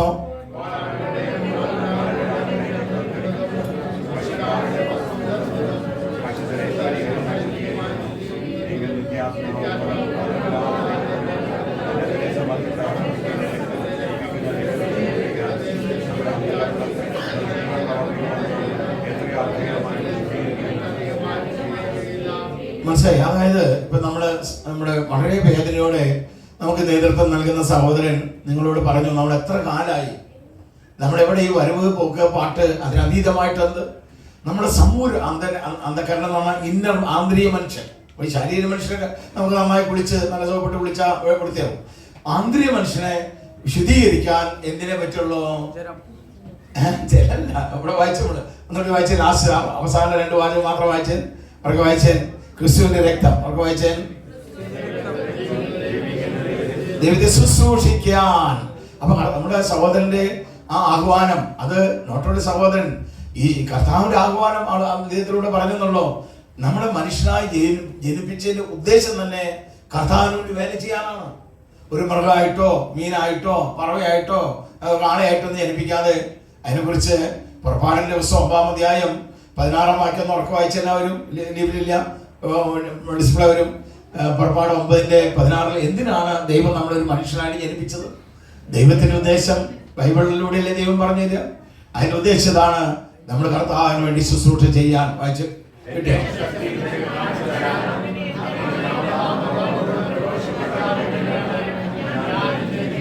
മനസ്സിലായി? അതിനാണ് ഈശോ നമ്മളെ ജനിപ്പിച്ചത്. അത് സാധ്യമാകാൻ നമ്മുടെ കഴിവുകൊണ്ട് പറ്റില്ല. അതിന് ഈശോയുടെ രക്തത്താൽ നമ്മുടെ ഇന്നർ അന്ധകരണം, ഇന്നർ ആന്തരിക മനുഷ്യൻ, അതാണ് ദൈവമായിട്ട് ലിങ്ക് ആവുന്നത്. ആ ആന്തരിക മനുഷ്യനെ നമ്മുടെ തിരക്തത്താൽ 5 ദിവസം കഴുകിയിരിക്കണം. യേശുവിന്റെ രക്തത്താൽ. അതിനോട്ട് നമ്മൾ പ്രാർത്ഥിക്കും, കർത്താവേ ഞാൻ ചെയ്യുന്നതാണ്. അതുകൊണ്ടാണ് ഒരു ദിവസം ഒഴിവില്ലാണ്ട് ശുശ്രൂഷ. ചില ദിവസമൊക്കെ 2-3 കാരണം എന്നെ കർത്താവ് ഉപയോഗിക്കുന്നു. എന്റെ ദൈവം നിങ്ങളുടെ ദൈവം. ഞാനൊരു വയസ്സായ ഒരാളാണ്, ഇപ്പോഴെന്നെ ഓടിക്കുന്നു. ശാരീരികമായി അവിടെയൊക്കെ വേദനയും കാര്യങ്ങളൊക്കെ ഉണ്ടെങ്കിലും ആ വേദനയൊന്നും ശുശ്രൂഷയുടെ നേരത്തെ കർത്താവ് ശല്യപ്പെടുത്താറില്ല. ഒരിക്കലും വേദന ഇന്നുവരെ കർത്താവിന്റെ വലിയ കരുണയാൽ രോഗാവസ്ഥയില് ശുശ്രൂഷ മുടക്കണ്ടോ എന്നുള്ള എനിക്ക് രോഗാവസ്ഥക്കാരനായോ ഭയങ്കര പനി അല്ലെങ്കിൽ ഭയങ്കര എന്താ പറയാ, എന്റെ ദൈവം നിങ്ങളുടെ ദൈവം. അതിനെ നമ്മൾ ദിവസം യേശുവിന്റെ രക്തത്താൽ നമ്മുടെ കാരണം നമ്മുടെ ആന്തരിക മനുഷ്യന്റെ പ്രതീകമാണത്.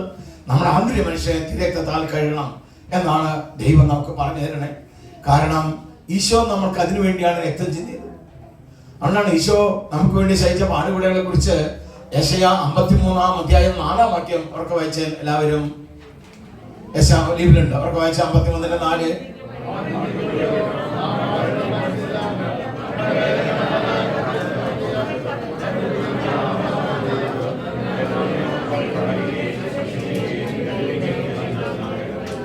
മനസ്സിലായോ? കാരണം യേശു നമ്മൾ വിചാരിച്ചു അന്നത്തെ ജനാണ്, നമ്മളെല്ലാം നമ്മൾ വിചാരിച്ചില്ല അങ്ങനെയൊന്നും. അന്നത്തെ ജനം വിചാരിച്ചു അവൻ ദൈവനിഷേധം പറഞ്ഞുകൊണ്ട് അനർത്ഥം ഉണ്ടായത്. പക്ഷേ ഈശോ ചെയ്തെന്താണ്? നമ്മുടെ വേദനകളാണ് യഥാർത്ഥത്തിൽ അവൻ ഏറ്റെടുത്തത്. അതിന്റെ കാരണം എന്താണെന്നറിയോ? വിശുദ്ധ ബൈബിൾ പ്രകാരം ഒരു വ്യക്തി പാപം ചെയ്താൽ അതിന്റെ പ്രതിവിധിക്ക്, അതിൽ നിന്നുള്ള വിടുതലിന് ഒരു മാർഗമേ ബൈബിളിലുള്ളൂ. നമ്മുടെ ഇന്നത്തെ അല്ല, കർത്താവിന്റെ കാലത്തെ കാര്യം പറഞ്ഞേ. അതാണ് എബ്രായർ ലേഖനം 9-ാം അധ്യായത്തിന്റെ 26-ാം വാക്യം. അടുത്ത വാക്യം വായിച്ചൻ 22. എബ്രായർ 9:22 വായിച്ചൻ.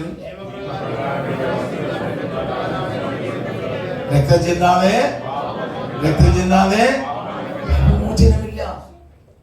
അവിടെയാണ് കർത്താവ് നമ്മളുള്ള വലിയ സ്നേഹം കാണിക്കുന്നത്. ഒരു ഉദാഹരണത്തിന് എന്നെ തന്നെ എടുക്കാം. ഞാൻ കൈകൊണ്ട് പാപം ചെയ്ത് നിൽക്കാം. കർത്താവിന്റെ വചനപ്രകാരം ഈ കൈകൊണ്ട് ചെയ്ത പാപത്തിന്റെ പരിഹാരത്തിന് എവിടത്തെ രക്തം ചിന്തണം? ഉറക്കെ പറ, വാതോർന്ന് പറ. അതിന് കൈ എന്ത് ചെയ്യണം? അപ്പൊ എന്ത് വികാരം എനിക്കുണ്ടാവുക? ഈ വേദനയാണ് ആര് ഏറ്റെടുത്തത്? അതാണ് പിതാവ് തന്റെ പുത്രനെ തന്റെ മക്കളായി നമ്മളെ പഠിപ്പിച്ചത്. യെശയ്യാ 51:4 ഉറക്കെ വായിക്ക്. അവൻ നിന്ദിക്കപ്പെട്ടു, നാം എന്നോട് ചേർന്ന് വായിക്കുക. അവൻ നിന്ദിക്കപ്പെട്ടു, ലീവിലുണ്ട്, നാം അവരെ ബഹുമാനിച്ചു. നമ്മുടെ വേദനകളാണല്ലോ യഥാർത്ഥത്തിൽ അവൻ, നമ്മുടെ വേദനകളാണല്ലോ യഥാർത്ഥത്തിൽ അവൻ. കാരണം അങ്ങനെയാണ് നമ്മളെ രക്ഷിച്ചത് എല്ലാ അടിമത്തത്തിൽ നിന്നും. അതുകൊണ്ടാണ് കർത്താവിന് രക്തം ചിന്താതെ പാപമോചനമില്ല. അപ്പൊ നമ്മുടെ പൂർവികർ എന്ത് ചെയ്യുന്നത്? എല്ലാത്തിനും സൂത്രപ്പണി കാണുന്നതല്ലേ മനുഷ്യൻ. രക്തം ചിന്തിയാ പോലെ. അപ്പൊ ഒരു കാര്യം ചെയ്യും, ഓരോരുത്തരുടെ പണത്തിന്റെ ആസ്തി അനുസരിച്ച് ഒരു കാളെ കൊണ്ടുവരും, ആടിനെ കൊണ്ടുവരും. ഇപ്പൊ ഞാൻ ഭാവിയാണ്, എന്റെ ഭാവി ആടിനെ വലിച്ചു പത്തും. ഒരിക്കലും ഇവിടെ കപ്പേരെപ്പോലുള്ള ഒരാള് അയാളുടെ കയ്യിൽ ഏൽപ്പിക്കുക. അയാൾ ഇതിന്റെ മരുഭൂമി, ലേവരുടെ പുസ്തകം 14-ാം അധ്യായം 2-3 മണിക്കൂർ കൊണ്ട് പറഞ്ഞിട്ട് ഞാൻ 1 മിനിറ്റ് കൊണ്ട് പറഞ്ഞു തരാൻ കേട്ടോ. ഈ ആളെ ഏൽപ്പിക്കുക, ആളതിന് മരുഭൂമി കൊണ്ടുവിടും. അവിടെ കുറുനരി ചെന്നായി കുറുക്കനൊക്കെ ഉണ്ട്. ഈ കാട്ടുമുറകളെ ആ വലിയ കുളത്തെ കടിച്ചു കയറി കൊല്ലും. അതിന്റെ രക്തം മരുഭൂമിയിൽ ചിന്തപ്പെടും. അപ്പോൾ എന്റെ പാപം ക്ഷമിക്കുമെന്ന് പൂർവികർ വിശ്വസിച്ചെങ്കിൽ പരിശുദ്ധാത്മ പറഞ്ഞു തരുന്ന എങ്ങനെയാണ്? എബ്രായർ 10:4. കാരണം വായിക്കുക എന്നോട് ചേർന്ന്. കാരണം കാളകളുടെയും കോലാടുകളുടെയും രക്തത്തിന് മനുഷ്യന്റെ പാപത്തിന്റെ കറ കഴുകിക്കളയുവാൻ കാബരികളെല്ലാം അപൂർണമായിരുന്നു. നീ പാപം ചെയ്താൽ നിന്റെ രക്തം ചിന്തണം. രക്തം ചിന്താതെ എന്തില്ല? അങ്ങനെ നീ വേദനിക്കാൻ കർത്താവിന്റെ സ്നേഹം അനുവദിക്കുന്നില്ല. അതുകൊണ്ടാണ് പിതാവ് യേശുവിനെ തന്റെ മക്കളായി നമുക്ക് പരിചയപ്പെടുത്തിയത്. നമ്മുടെ വേദനകളാണല്ലോ യഥാർത്ഥത്തിൽ അവൻ. ഒന്നുകൂടെ പറയും, നമ്മുടെ വേദനകളാണല്ലോ. അതായത് ഒരു വ്യക്തിക്ക് എവിടെയെല്ലാം പാപം ചെയ്യാവോ അവിടെയെല്ലാം രക്തം ചിന്തിയിട്ടാണ് ഈശോ നമ്മളെ മോചിപ്പിച്ചത്. അതാണ് നമ്മുടെ കർത്താവിന്റെ രക്തത്തിന്റെ അമൂല്യമായ ശക്തി. നമുക്ക് നമ്മുടെ ഈ 10-50-100 പേരല്ല ഉദ്ദേശിക്കണം കേട്ടോ. ഇന്ന് ലോകത്തിൽ ജീവിക്കുന്ന 800 കോടി ജനം, ഇന്ന് വരെ ജനിച്ചവർ, ജനിക്കാൻ പോകുന്നവർ, ജീവിക്കുന്നവർ, എല്ലാ മനുഷ്യന്റെ സമാന മോചനാണ് ക്രിസ്തു. ഈ പ്രപഞ്ചത്തിൽ മനുഷ്യന് ഏതെല്ലാം മേഖലയുടെ പാപം ചെയ്യാവോ അവിടെ എല്ലാം രക്തം ചിന്തിയിട്ടാണ് ഈശോ നമ്മളെ രക്ഷിച്ചത്, അല്ലെ മോചനദ്രവ്യമായി മാറിയത്. നമുക്ക് ഈ ക്ലാസിന്റെ പുറത്തേക്ക് ഈശോ എവിടേക്കാണ് രക്തം ചിന്തിയത് നമ്മളെ രക്ഷിക്കാൻ? ഈശോയുടെ ഗെത്സമനെ തോട്ടത്തിൽ രക്തം ഉയർത്ത് പ്രാർത്ഥിക്കാം. ഒരു മനുഷ്യൻ ഈശോയുടെ ചർമ്മം, ഓരോ രോമവും പൊട്ടിയിട്ടാണ് രക്തം വരണേ. മനുഷ്യൻ ചർമ്മം കൊണ്ട് ചെയ്ത പാപങ്ങൾ പറഞ്ഞ എല്ലാവരും എന്തുകൊണ്ട് ചെയ്ത പാപങ്ങളാണ്? മത്തായി 26 ഉറക്കെ വായിച്ച എല്ലാവരും ഉറക്കെ വായിച്ചേ.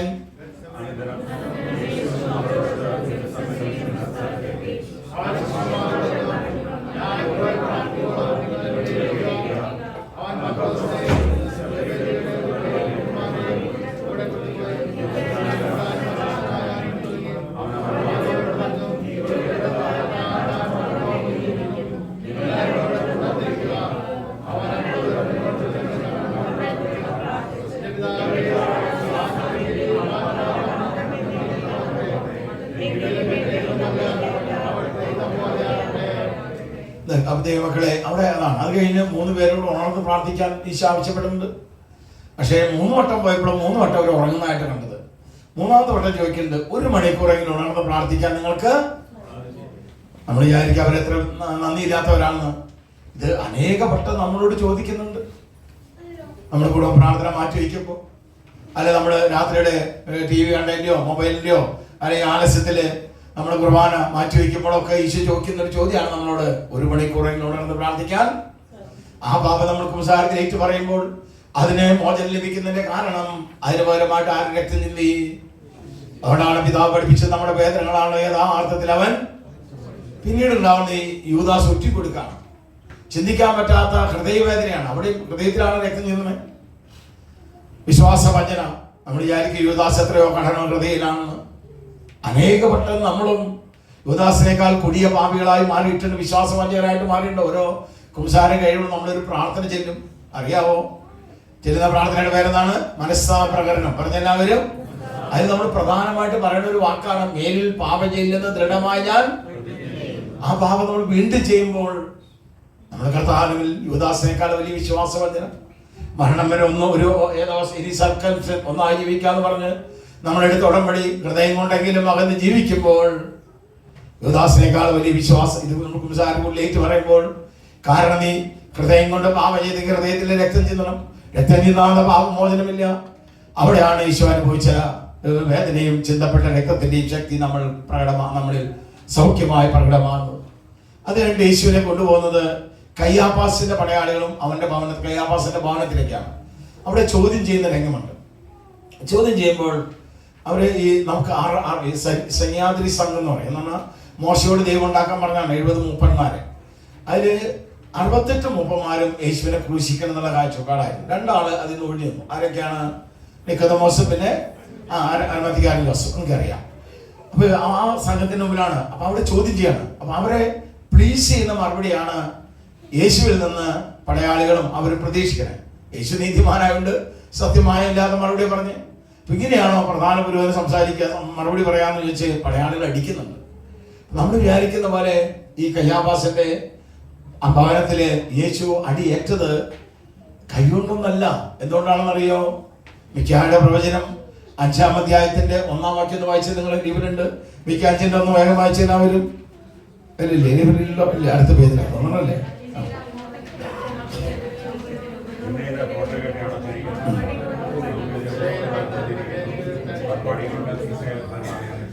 ഇസ്രായേൽ ബലാദിയാരുടെ മക്കളെ വധികൊണ്ടാണ്. അത് നമ്മൾ ചെവി കൊണ്ട് ചെയ്ത പാപത്തിന്റെ പരിഹാരമാണ്. ചെവി കൊണ്ട് നമ്മൾ ഒരുപാട് പാപങ്ങൾ ചെയ്തു. അതുകൊണ്ടാണ്. അത് കഴിഞ്ഞിട്ടാണ് പീലാത്തോസിന്റെ കയ്യിൽ കാരണം അത് റോമൻ സാമ്രാജ്യത്തിന്റെ മേൽക്കോയ്മയിലായിരുന്നു യഹൂദ. അതിനാൽ തന്നെ ഒരാളെ കൊല്ലുവാനുള്ള അധികാരം അവർക്കൊരു ഭരണകൂടമുണ്ട് യഹൂദന്മാർക്ക്. പക്ഷെ അത് ഇവരുടെ മേൽക്കോയ്മയിലായതുകൊണ്ട് അവർക്ക് അധികാരമില്ല. അതുകൊണ്ടാണ് അന്നത്തെ ഗവർണറായ ആളുടെ കയ്യിൽ ഏൽപ്പിച്ചത് പീലാത്തോസ്. പിന്നെ കുറെ കുറ്റങ്ങൾ ആരോപിച്ചു. അവസാനം പീലാത്തോസ് പറയുന്നുണ്ട്, നിങ്ങൾ ആരോപിക്കുന്ന ഒരു കുറ്റം പോലെ ഞാൻ ഇയാളില്. അങ്ങനെയാണ് ഒരാളെ ക്രൂശിക്കുക എന്നുള്ള. അവസാനം പീലാത്തോസിന്റെ മനസാക്ഷി അനുവദിക്കുന്നില്ല. തലേ രാത്രി ഒരു മാലാഖ വന്ന് പീലാത്തോസിന്റെ ഭാര്യയിൽ ഇടപെട്ടുണ്ട്. ഈ നീതിമാന്റെ കാര്യത്തിൽ നിങ്ങള്. അപ്പൊ ഈ മനസാക്ഷിയുടെ കുത്തും പിന്നെ അതുപോലെ തന്നെ ഭാര്യയുടെ സമ്മർദ്ദവും ഒരു സൈഡിലായി, ക്രൂശിക്കൽ എന്നുള്ള ജനത്തിന്റെ കടമെടുത്ത വേറെ സൈഡ്. രണ്ടിനും മധ്യേ പീലാത്തോസ് ആകെ പ്രയാസമായി. പിന്നെ അവർക്ക് തൃപ്തിയാവും വേണം, മനസാക്ഷി കുത്തുണ്ടാവാൻ പാടില്ല. രണ്ടിനും പറ്റിയൊരു ഭയം പീലാത്തോസ് കണ്ടു. അതിനാ യേശുവിനെ പ്രത്തോറിയത്തിലേക്ക് അയക്കണം. അവിടെ അയക്കണേ നമ്മുടെ കൽത്തറ. അവിടെ പ്രത്യേകം ബ്രീഡ് ടൂണിച്ച് വിട്ട കുറച്ച് പടയാളികളുണ്ട്. അവരുടെ കയ്യിൽ അവർക്ക് ഒറ്റ ടൂണിങ്ങളുള്ളൂ. അവരുടെ യജമാനൻ അത് പീലാത്തോസ് അവരുടെ കയ്യിൽ ഏൽപ്പിക്കുന്ന വ്യക്തി റോമാ സാമ്രാജ്യത്തിനെതിരെ ഏതോ കുടിയ ദ്രോഹം ചെയ്ത വ്യക്തി. ഈ ക്രോധത്തോടെയാണ് ഈശോയുടെ മേലിൽ ചാടി വീണവര്. ഇറച്ചിക്കടയിൽ മാംസം കെട്ടി തൂക്കുന്ന പോലെ വസ്ത്രങ്ങൾ ഉരിഞ്ഞു, കൈത്തുറയിൽ കെട്ടി ചാട്ടവാറുകൊണ്ട് അടി തുടങ്ങി. നമ്മുടെ കർത്താവ് നമുക്ക് വേണ്ടി അടികളേറ്റ രക്തം ചെന്തിയ ആ ചാട്ടവാറിന്റെ പ്രത്യേകത ഉണ്ടായി. നമ്മൾ വിചാരിക്കുന്ന ഒരു ചാട്ടവാറല്ല, ഒരു സാധാരണ ചാട്ടവാറല്ല. അതിന്റെ പ്രത്യേകത 5-6 തോലിന്റെ വാറാണ്. ഈ വാറിന്റെ അറ്റത്ത് ഒടിഞ്ഞ കുന്തത്തിന്റെയോ വാറിന്റെ ഷാർപ്പായ സ്ഥിതി വെച്ചിട്ടുണ്ട്. ഈ തോൽവാറ് ഒരു കുറുവടിയോട് കെട്ടിവെച്ചിരിക്കുക. ഓരോ പ്രാവശ്യം അടിക്കുമ്പോൾ ഇത് പോയി തറച്ചിട്ട് ഊരിയെടുക്കല്ല, ഒരു വലി. ഓരോ അടി കഴിയുമ്പോഴും ശരീരത്തിലെ 6ഉം 7ഉം മുറിവല്ല, മുറിവ് ചാലുകൾ അതിലൂടെ രക്തമൊഴുകുമായിരുന്നു. എന്ത് വിധമായിരുന്നു? ഞാൻ ഉണ്ടാക്കി പറഞ്ഞല്ല. നമ്മുടെ കർത്താവ് പീലാത്തോസിന്റെ പ്രത്തോറിയത്തിൽ നമുക്ക് വേണ്ടി അടി ഏറ്റത് എങ്ങനെയാണെന്ന് നമ്മുടെ പിതാവായ ദൈവം തന്റെ മക്കൾക്ക് ബൈബിളിലൂടെ പറഞ്ഞു തരുന്നുണ്ട്. അതാണ് 129 സങ്കീർത്തനത്തിന്റെ 3-ാം വാക്യം. എല്ലാവരും വായിച്ചേ. 129 3 വായിച്ച എല്ലാവരും.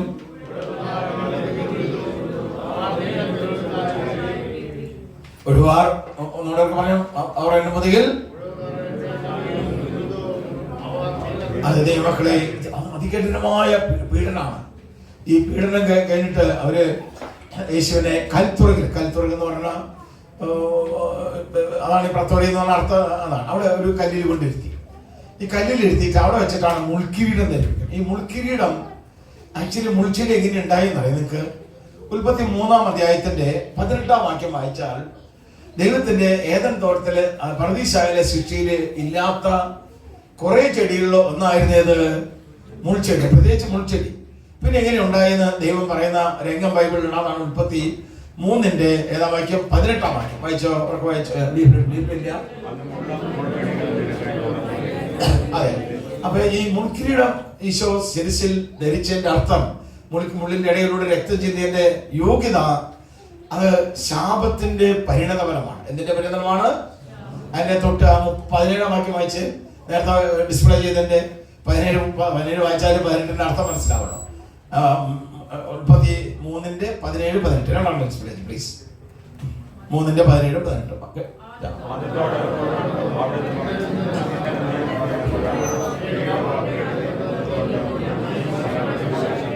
ആ ശാപത്തിന്റെ പരിണതഫലമായിട്ടാണ് എന്തുണ്ടാവുന്നത്? 18 വായിച്ചോ. അതിനൊക്കെ 18 വന്നില്ല. അപ്പൊ ഈശോ ഈ ശിരസിൽ മുൾക്കിരീടം ധരിച്ചതിലൂടെ നമ്മുടെ പാരമ്പര്യത്തിലൂടെ ഏത് ശാപം ഉണ്ടെങ്കിലും നിർവീര്യമാണ്. അത് കിട്ടണമെങ്കിൽ നമ്മൾ വിശ്വസിക്കണം. പറഞ്ഞെല്ലാവരും വിശ്വസിച്ചിട്ട് വേണം പ്രാർത്ഥിക്കാം. വിശ്വാസമുള്ള പ്രാർത്ഥനയാണ് നമുക്ക് അനുഗ്രഹം തരുള്ളൂ. എന്റെ കർത്താവിന്റെ കുരിശുമരണത്തിന്റെ യോഗ്യതയാൽ, ചിന്തപ്പെട്ട പരിശുദ്ധ രക്തത്തിന്റെ യോഗ്യതയാൽ എന്റെ ഭവനത്തിലെ എല്ലാ തകർച്ചകളും വിട്ടുമാറാത്ത രോഗപീഠകളാകട്ടെ, എത്ര പണം കിട്ടിയാലും തയ്യാത്ത അവസ്ഥകളാകട്ടെ, എന്റെ മക്കൾക്ക് എത്ര പഠിച്ചാലും തലേ കയറാത്ത അവസ്ഥകളാകട്ടെ, ജോലി കിട്ടാത്ത അവസ്ഥകളാകട്ടെ, വിവാഹ തടസ്സങ്ങളാകട്ടെ, നിർവീര്യമായി പോകട്ടെ എന്ന് ഒരു കുടുംബനാഥൻ, ഇതൊക്കെ ഞാൻ ചെയ്യുന്നതാണ്. ഒരു കുടുംബനാഥൻ പ്രാർത്ഥിച്ചാൽ അതവിടെ സംഭവിക്കും. ആ അധികാരം ഓരോ കുടുംബനാഥനും കുടുംബനാഥിക്കുണ്ട്. ഇത് മാമോദീസയിലൂടെ നമുക്ക് കിട്ടിയ ഒരു അധികാരമാണ്. മാമോദീസയിലൂടെ നമുക്ക് കിട്ടിയ അനേക അനുഗ്രഹങ്ങൾ, അധികാരങ്ങൾ ഒരു അധികാരമാണ്. അതിനെക്കുറിച്ച് ഈശോ പറയുന്നത് ലൂക്ക 10-ാം അധ്യായത്തിന്റെ 19-ാം വാക്യമാണ്. നിങ്ങൾക്ക് എല്ലാവർക്കും അറിയുന്ന അതിനാണ്. എങ്കിലും ഒപ്പം വായിക്കേ. ക്ലാസ്സിന്റെ പൂർണ്ണതയ്ക്ക് അത് ആവശ്യമാണ്. ലൂക്ക 10-ന്റെ 19 ഡിസ്പ്ലേ ചെയ്ത് വായിച്ചെല്ലാവരൊക്കെ.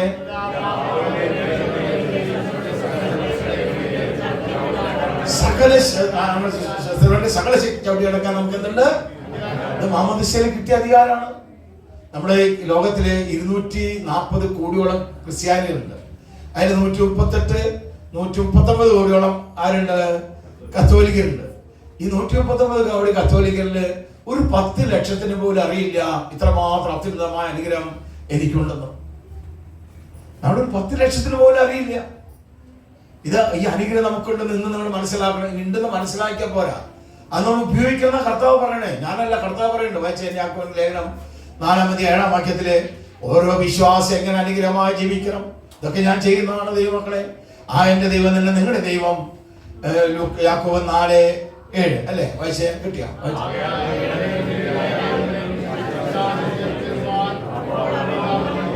ചെറുത്ത് നിൽക്കണം, അപ്പഴേ പോവുള്ളൂ. ഇതൊക്കെ ഞാൻ നമ്മുടെ വീട്ടിലെ കർഷകനായിട്ടോ ഇന്നാള് നെല്ല് ചാഴി വന്നു. ഒരു കൊയ്ത്ത് കഴിഞ്ഞപ്പോൾ ഒരു ഏകദേശം 1.5 മാസമുള്ള കാര്യമാണ്. ഒരു 6 മാസം 2-3 ആഴ്ച കൊയ്ത്ത് കഴിഞ്ഞു. നെല്ലൊക്കെ സപ്ലൈ ഗവൺമെന്റ് എടുത്തു.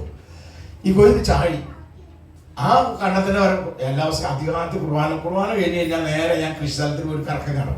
ദൈവത്തിന്റെ കരുണിയാൽ എൻ്റെ എല്ലാ കൃഷിയിടത്തിനും ചുറ്റും റോഡുണ്ട്. അപ്പൊ ആ കുർബാന കഴിഞ്ഞാൽ മോട്ടോർ സൈക്കിളാ പോവാം. ആ സൈക്കിൾ എല്ലായിടത്തും പോയി. അപ്പൊ നോക്കിയപ്പോൾ ചായ വേണം. ഈ കാലത്ത് ഇത് മണം ഉണ്ടാവണം. അവിടെ നിന്ന് ബന്ധിച്ചു. ദൈവമക്കളെ പിന്നെ ചായയുടെ ശൈലി ഉണ്ടായിട്ടില്ല. ഇത് നിങ്ങൾക്കുള്ള അധികാരമാണ് എന്ന് ഞാനല്ല, നമ്മുടെ കർത്താവ് പറയുന്നു. ഇങ്ങനെ ഒരു അധികാരം ഉണ്ടെന്ന് അറിയാത്ത ക്രിസ്ത്യാനികളാണ് നമ്മൾ. ഒരു എന്താ പറയുക 99%. 140 കത്തോലിക്കരെ മാത്രം എടുത്താൽ തന്നെ അതിലൊരു 10 ലക്ഷത്തിന് പോലും അറിയില്ല ഈ അധികാരം ഉണ്ടെന്ന്. അധികാരം ഉണ്ടെന്ന് മനസ്സിലാക്കിയാൽ പോരാ, പിന്നെ എന്ത് ചെയ്യണം? ഉപയോഗിക്കുന്നല്ലേ പറയണേ. നമ്മുടെ ഭവനത്തിലെ കടബാധ്യത ഉണ്ടോ, എന്റെ മക്കൾ ജോലി, ഇതൊക്കെ ഞാൻ ചെയ്യുന്നതാണ്. എല്ലാത്തിനും ഒരു ശരിക്കാശ് ഡൊണേഷൻ കൊടുക്കാതെ ഇന്ത്യയിൽ കിട്ടാവുന്ന നല്ല നല്ല കോളേജിലാണ് അഡ്മിഷൻ കിട്ടിയത്. എല്ലാത്തിനും പഠിക്കുകയാണ്, ജോലി കല്യാണം, കുഞ്ഞുങ്ങള്. അതിന്റെ ദൈവം നിങ്ങളുടെ ദൈവം. ഇതൊക്കെ ഞാനിങ്ങനെ ബന്ധിച്ച് പ്രാർത്ഥിക്കുന്നുണ്ട്. നിങ്ങൾക്ക് വേണ്ടി നിങ്ങൾ പ്രാർത്ഥിക്കുന്ന അത്ര വേറെ ആരും പ്രാർത്ഥിക്കില്ല. അതുപോലെ സുവിശേഷ വേലയ്ക്ക് വേണ്ടി, കർത്താവേ എനിക്ക് സുവിശേഷ വേല ചെയ്യാനുള്ള തടസ്സങ്ങള് അങ്ങയുടെ തിരക്തത്തിന് യോഗ്യതയാൽ എന്നിൽ നിന്ന് നിർവീര്യമാകട്ടെ എന്ന് നീ പ്രാർത്ഥിച്ചാൽ തിരക്തത്തിന് അത്ര ശക്തി നമ്മുടെ ജീവിതത്തിൽ പ്രകടമാകും. സങ്കടത്തോടെ സംഗീതക്കാരൻ പറഞ്ഞില്ലേ, ദൈവത്തിന്റെ ശക്തി പ്രകടമാക്കാത്തതാണല്ലോ എന്റെ ദുഃഖ കാരണം. ആ പ്രകടമാകുന്നതിന്റെ കാരണം നമ്മൾ ചെയ്യേണ്ട ഭാഗം നമ്മൾ ചെയ്യുന്നില്ല. ഇതൊക്കെ ചെയ്യേണ്ടതാണ്. ഇതൊക്കെ കർത്താവ് പറയണേ, നിങ്ങൾക്കൊണ്ട് അത് നിങ്ങൾ വായിപ്പിക്കണേ ദൈവമക്കളെ. അതാണ് ഈ മുൻകിരീടത്തിന്റെ അർത്ഥം. അതാണ്. അത് കഴിഞ്ഞിട്ട് ഈശോയ്ക്ക് മനോഹരമായി താടി ഉണ്ടായിരുന്നു. ഈ താടി മാംസത്തോടെ പറിച്ചെടുക്കാണ്. നമ്മൾ മുഖം കൊണ്ട് ചെയ്ത പാപം, നമ്മൾ മുഖം കൊണ്ട് പാപം ചെയ്താൽ, ഇപ്പൊ മുഖത്തിന്റെ ലാവണ്യത്തിൽ നമ്മൾ അഹങ്കരിച്ചു, എല്ലാവരും വേറൊരാളുടെ മുഖ ലാവണ്യത്തിന് ആസക്തി ഉണ്ടോ? നീ മുഖം കൊണ്ട് പാപം ചെയ്താൽ മുഖത്തിലെ രക്തം ചിന്തണം. രക്തം ചിന്താതെ എന്തില്ല? അപ്പൊ ആ രക്തം ചിന്തി. അപ്പൊ ഈശോയുടെ രക്തം നമ്മുടെ ഈ മുഖത്തോണ്ട് ചെയ്ത പാപത്തിന്റെ പരിഹാര ബലിയായി മാറി. ഈ മക്കളെ ഞാൻ ഉണ്ടാക്കി പറഞ്ഞല്ലോ, യെശയ്യാ 50-6 വായിച്ചേ. അവിടെ എന്താ അവർ ചെയ്തെന്ന് നോക്കിയാൽ, ഈശോയുടെ പ്രത്തോറിയത്തിൽ വെച്ച് യെശയ്യാ 56 ഇല്ലേ?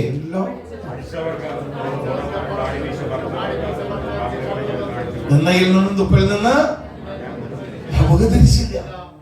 അത് കഴിഞ്ഞ് ഇവർ അധികമായി പീഡിപ്പിച്ച് മോഹം കെട്ടി കണ്ണ് കെട്ടിയിട്ടാണ് ദൈവമക്കളെ ഒരു നാവിനും വിവരിക്കാൻ പറ്റാത്ത അതികഠിനമായ പീഡനം ഈശോ ഏറ്റിട്ടും ഒരക്ഷരം ഉരിയാടിയില്ലെന്ന യെശയ്യാ 51:7 യെശയ്യാ 51:7 ഉറക്കെ വായിച്ച എല്ലാവരും. തൊട്ടുപോലുണ്ട് യെശയ്യാ 51:7 ഉറക്കെ വായിച്ചേ.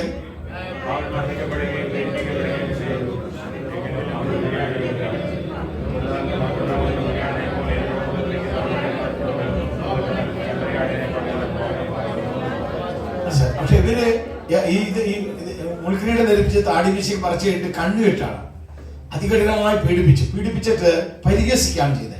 ആരാ നിന്നെ ഇടിച്ച്, ആരാ ചവിട്ടി, ആരാ തുപ്പിയത്, ആരാ നിന്നെ ശിരസിലടിച്ചത്, ഈ പ്രവാചകനെ പ്രവചിക്കുക. ചിന്തിക്കാൻ പറ്റാ അതിഭയങ്കരമായ അതികഠിനമായ ശാരീരിക പീഡകളാൽ ഒരക്ഷരം ഉരിയാടാത്ത കർത്താവ് നിന്നെ സഹിക്കുകയാതായപ്പോൾ ഹൃദയം പൊട്ടി കരയുന്ന രംഗമുണ്ട്. പിതാവാദിയത്തിൽ എനിക്ക് നിന്നെ സഹിക്കാൻ പറ്റുന്നില്ല കർത്താവ് പിതാവേന്ന്. എവിടെയാണ്? 69 സങ്കീർത്തനം 20 വാക്യം വായിച്ചേന്ന് ഉറക്കെ വായിച്ച എല്ലാവരും. ലിബ്രണ്ട് ഉറക്കെ വായിച്ച 69:20 താഴേക്ക് താഴെ വായിച്ചോ.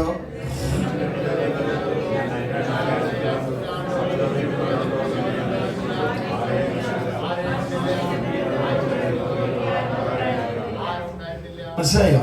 നിന്ദനം. ആ നിന്ദനം നമ്മൾ മറ്റുള്ളവരെ നിന്ദിക്കുന്ന ആ പാപ സംസാരത്തിലേക്ക് പറയുമ്പോൾ ക്ഷമിക്കുന്നതിന്റെ കാരണം അതിന് പകരമായി ഈശോ നിന്ദനമേറ്റ് രക്തം ചിന്തി. ആ രക്തത്തിന്റെ യോഗ്യതയാലാണ് നമ്മൾ വിടുതൽ പ്രാപിക്കാൻ, പാപത്തിന്റെ മോചനം പ്രാപിക്കുന്നത്. ദൈവമക്കളെ, അത് കഴിഞ്ഞിട്ടാണ് യേശുവിനെ പീലാത്തോസിന്റെ അങ്കണത്തിലേക്ക് മട്ടുപാടി വീണ്ടും കൊണ്ടുവരികയാണ് പ്രത്തോറിയത്തിൽ നിന്ന്. അപ്പൊ അവിടെ പീലാത്തോസ് ഉണ്ട്, അവന്റെ ഉദ്യോഗസ്ഥ വൃന്ദങ്ങളുണ്ട്, സൈനിക വൃന്ദങ്ങളുണ്ട്, മാത്രമല്ല വലിയ പെസയുണ്ട്. വിവരിക്കാൻ പറ്റാത്ത, അതിനെ തിട്ടപ്പെടുത്താൻ വലിയ ജനാവലി, ഏകദേശം 25 ലക്ഷം യഹൂദന്മാർ. കാരണം വലിയ പെസയുണ്ട്. വർഷത്തില് ഈ പെസയ്ക്ക് എല്ലാ യഹൂദന്മാരും ജെറുസലേം ദേവാലയത്തിൽ വേണ്ട നിയമമുണ്ട്. ആ വലിയ ജനാവലിയോട് ഈശോ നിർത്തിയിട്ട് പറയാണ്, നിങ്ങളുടെ രാജാവിനെ ഞാൻ എന്ത് ചെയ്യണം? വന്ന ഉത്തരം എന്താണ്? ക്രൂശിക്കുക. ദൈവമക്കളെ, അവസാനം പീലാത്തോസ് കൈയടി, ഈ നീതിമാൻ ഒരു കുറ്റം ഞാൻ. ഉടനെ ജനം എന്താ പറഞ്ഞേ? വായിച്ചേൻ മത്തായിയുടെ സുവിശേഷത്തിന്റെ 27-24 വാക്യം ഉറക്കെ വായിച്ച എല്ലാവരും.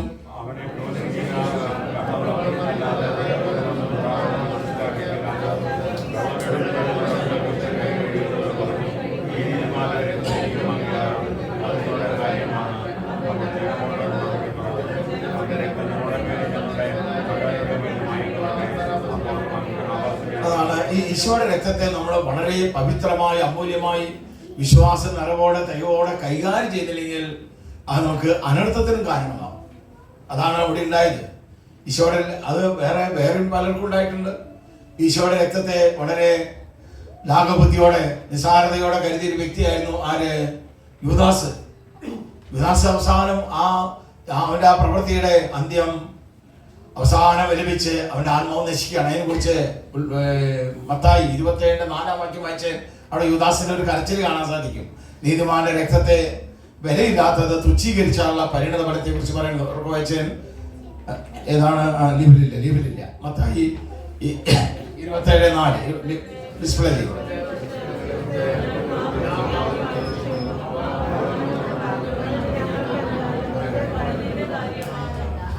മനസ്സിലായി? അവന്റെ രക്തം, ആ നീതിമാന്റെ രക്തം അവനെ ആത്മനാശത്തിലേക്ക് നിത്യരാജ്യത്തിന് യോഗ്യനാക്കി മാറ്റി. അപ്പൊ വളരെ ഭയഭക്തി വരയിലൂടെ ആയിരിക്കണം നമ്മൾ കുർബാന, അല്ലെങ്കിൽ വിശ്വാസ നിറവോടെ ആയിരിക്കണം. അതുകൊണ്ടാണ് കൊരിന്ത്യൻകാരുടെ ലേഖനം 1 ലേഖനം 11-27 ഡിസ്പ്ലേ ചെയ്തോളൂ. 1 കൊരിന്ത്യർ 11:27 നമ്മൾ എത്രമാത്രം വിശ്വാസ നിറവിൽ വേണം. ഒരു അനുഷ്ഠാനം എന്ന അവസ്ഥയിൽ ഒതുങ്ങാതെ അത് ആത്മരക്ഷ എന്ന അത്യുന്നത വിശ്വാസത്തിന്റെ തലത്തിലേക്ക് ഇന്നോട്ട് കുർബാനയിൽ നമ്മൾ പങ്കുകൊള്ളണം, സംസാരത്തിൽ പങ്കുകൊള്ളണം, വിടുതൽ പ്രാർത്ഥനയിൽ പങ്കുകൊള്ളണം, ആത്മീയാനുഷ്ഠാനങ്ങളിൽ, കുടുംബ പ്രാർത്ഥനയിലെ വചനം എല്ലാത്തിലും പങ്കുകൊള്ളണം. കാരണം ഇവിടെ എല്ലാം യേശുവിന്റെ തിരുരക്തത്താലാണ് നാം വിടുതൽ പ്രാപിക്കുന്നത്. അതുകൊണ്ടാണ് ഇതിങ്ങനെ അമൂല്യതയോടെ അതീവ ബഹുമാനത്തോടെ ചെയ്യണമെന്ന് പറയണത്. അല്ലെങ്കിൽ നമുക്ക് ദ്രോഹമുണ്ടാകുന്നതാണ് പരിശുദ്ധാത്മ 1 കൊരിന്ത്യർ 11:27 പറയുന്നത്. വായിച്ച എല്ലാവർക്കും വായിച്ചോ?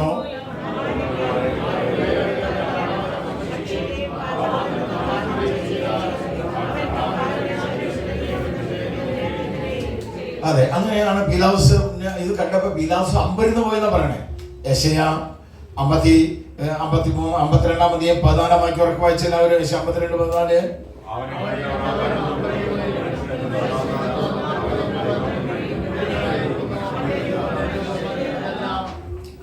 അത് കഴിഞ്ഞാണ് യേശുവിനെ ഗാഗുൽത്ത മലയിലേക്ക്, ഗാഗുൽത്ത മല എന്ന് പറഞ്ഞാൽ നിങ്ങൾ മിക്കവരും പോയിട്ടുണ്ടാവും, ഞാനും പോയിട്ടുണ്ട്.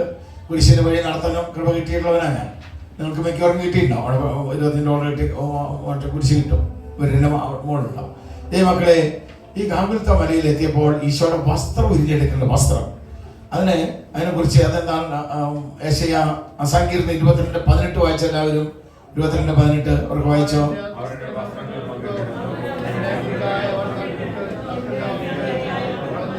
അതെ, അത് ചിന്തിക്കാൻ പറ്റാത്ത മാനസിക വേദനയാണ് ഈശോ അനുഭവിച്ചത്. കാരണം തൻ്റെ അമ്മയുടെ മുമ്പിൽ വെച്ച് വസ്ത്രം ചെയ്യപ്പെടുന്ന അവസ്ഥ. ദൈവമക്കളെ, നാം ചെയ്യുന്ന ജഡീയമായ പാപത്തിന്റെ പരിഹാരം, അതിന് പകരമായിട്ട് ഈശോ രക്തം ചിന്തണം. അല്ലെങ്കിൽ നമ്മൾ ജഡീയമായ പാപം ചെയ്താൽ ആ മേഖലയിൽ രക്തം ചിന്തണം. രക്തം ചിന്താതെ എന്തില്ല? അതാണ് ഈശോ ചിന്തിയ രക്തത്തിന്റെ അമൂല്യത. അത് കഴിഞ്ഞാണ് ഈശോയുടെ കയ്യില് കാലിലൊക്കെ പൂർത്ത കാര്യന്മാണി നടക്കണേ. നന്മയല്ലാതെ കൈകാൽ കൊണ്ട് വല്ല തിന്മ. എന്തുകൊണ്ടാണ് ഈശോയുടെ കൈകാലിൽ കൂർത്ത കാര്യന്മാണി? യെശയ്യാ 59:3 ഉറക്കെ വായിച്ചേ. യെശയ്യാ 59:3 എന്താ പറയണേ? ഉറക്കെ വായിച്ചോ?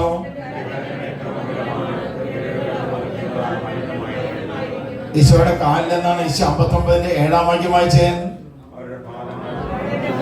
തിന്മയിലേക്ക് ദൈവങ്ങളെ നമ്മൾ കൈകാൽ കൊണ്ട് ചെയ്ത പാപത്തിന്റെ പരിഹാരം. എന്തുകൊണ്ടാണ് ഈശോയുടെ വിലാപ് കുന്തത്താൽ കുത്തി തുറക്കാൻ ഇടയായത്? അതിന് ഈശോ പറയുന്ന റീസൺ ആണ്. ജെറമ്യാ 31:17 ലിപിലില്ല തോന്നുന്നു. 17:9 ഉറക്കെ വായിച്ച എല്ലാവരും.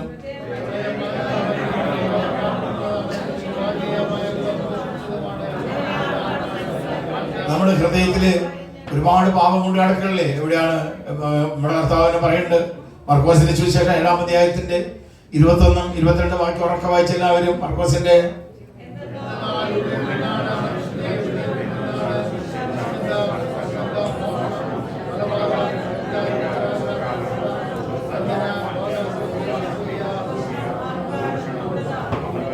നമ്മള് ഹൃദയം കൊണ്ട് ചെയ്യുന്ന പാപത്തിന്റെ പരിഹാരം. നമ്മൾ ഹൃദയം കൊണ്ട് പാപം ചെയ്താൽ തിരുവചന പ്രകാരം രക്തം ചിന്താതെ പാപമോചനമില്ല.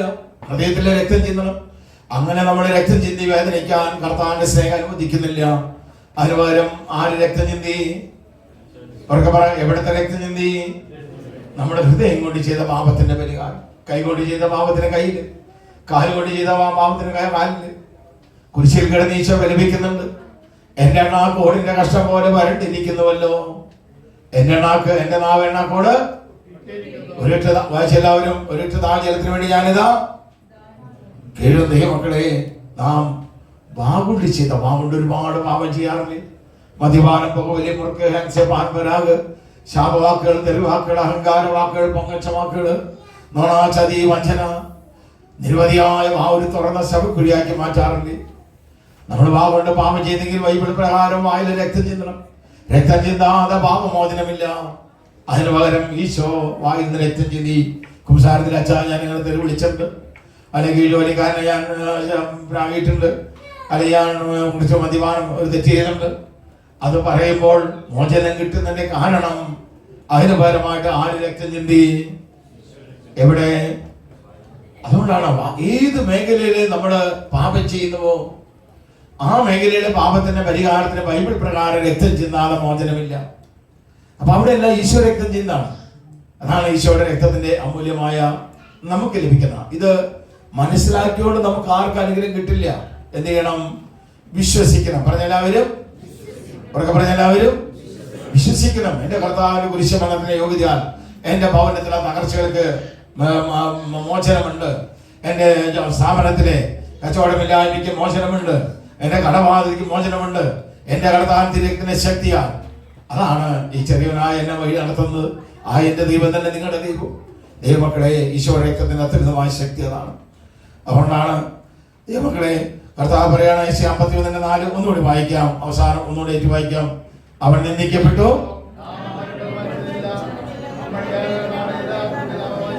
നമ്മുടെ ദുഃഖങ്ങളാണ് അവൻ, അവന്റെ മേലെ ശിക്ഷ നമുക്ക് രക്ഷ നൽകി, അവന്റെ രക്ഷത്താൽ നാം ഇനി നമുക്ക് എഴുന്നേറ്റ് നിന്ന് കർത്താവിന്റെ തിരക്തന്റെ യോഗ്യതയാൽ ഓരോ മേഖലകളും നമ്മൾ 4 മേഖല നമ്മൾ ബന്ധിച്ച് പ്രാർത്ഥിക്കാൻ പോവാണ് കേട്ടോ. ബന്ധിച്ച് പ്രാർത്ഥിക്കാൻ പോവാണ്. നിങ്ങൾ വളരെ വിശ്വാസപൂർവ്വം പ്രാർത്ഥിച്ചാൽ വിടുതലുണ്ടാവും.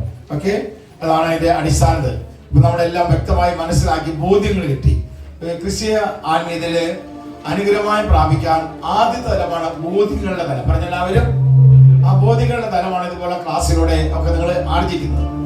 ബോധ്യങ്ങൾ നമുക്ക് അനുഗ്രഹത്തിലേക്ക് എത്തിക്കില്ല. ആ ബോധ്യങ്ങളുടെ തലം എന്തായി കൺവെർട്ട് ചെയ്യണം? വിശ്വാസത്തിന്റെ തലം. പറഞ്ഞെല്ലാവരും വിശ്വാസത്തിന്റെ തലം അതും പുറത്തിലേക്ക് എത്തിക്കില്ല.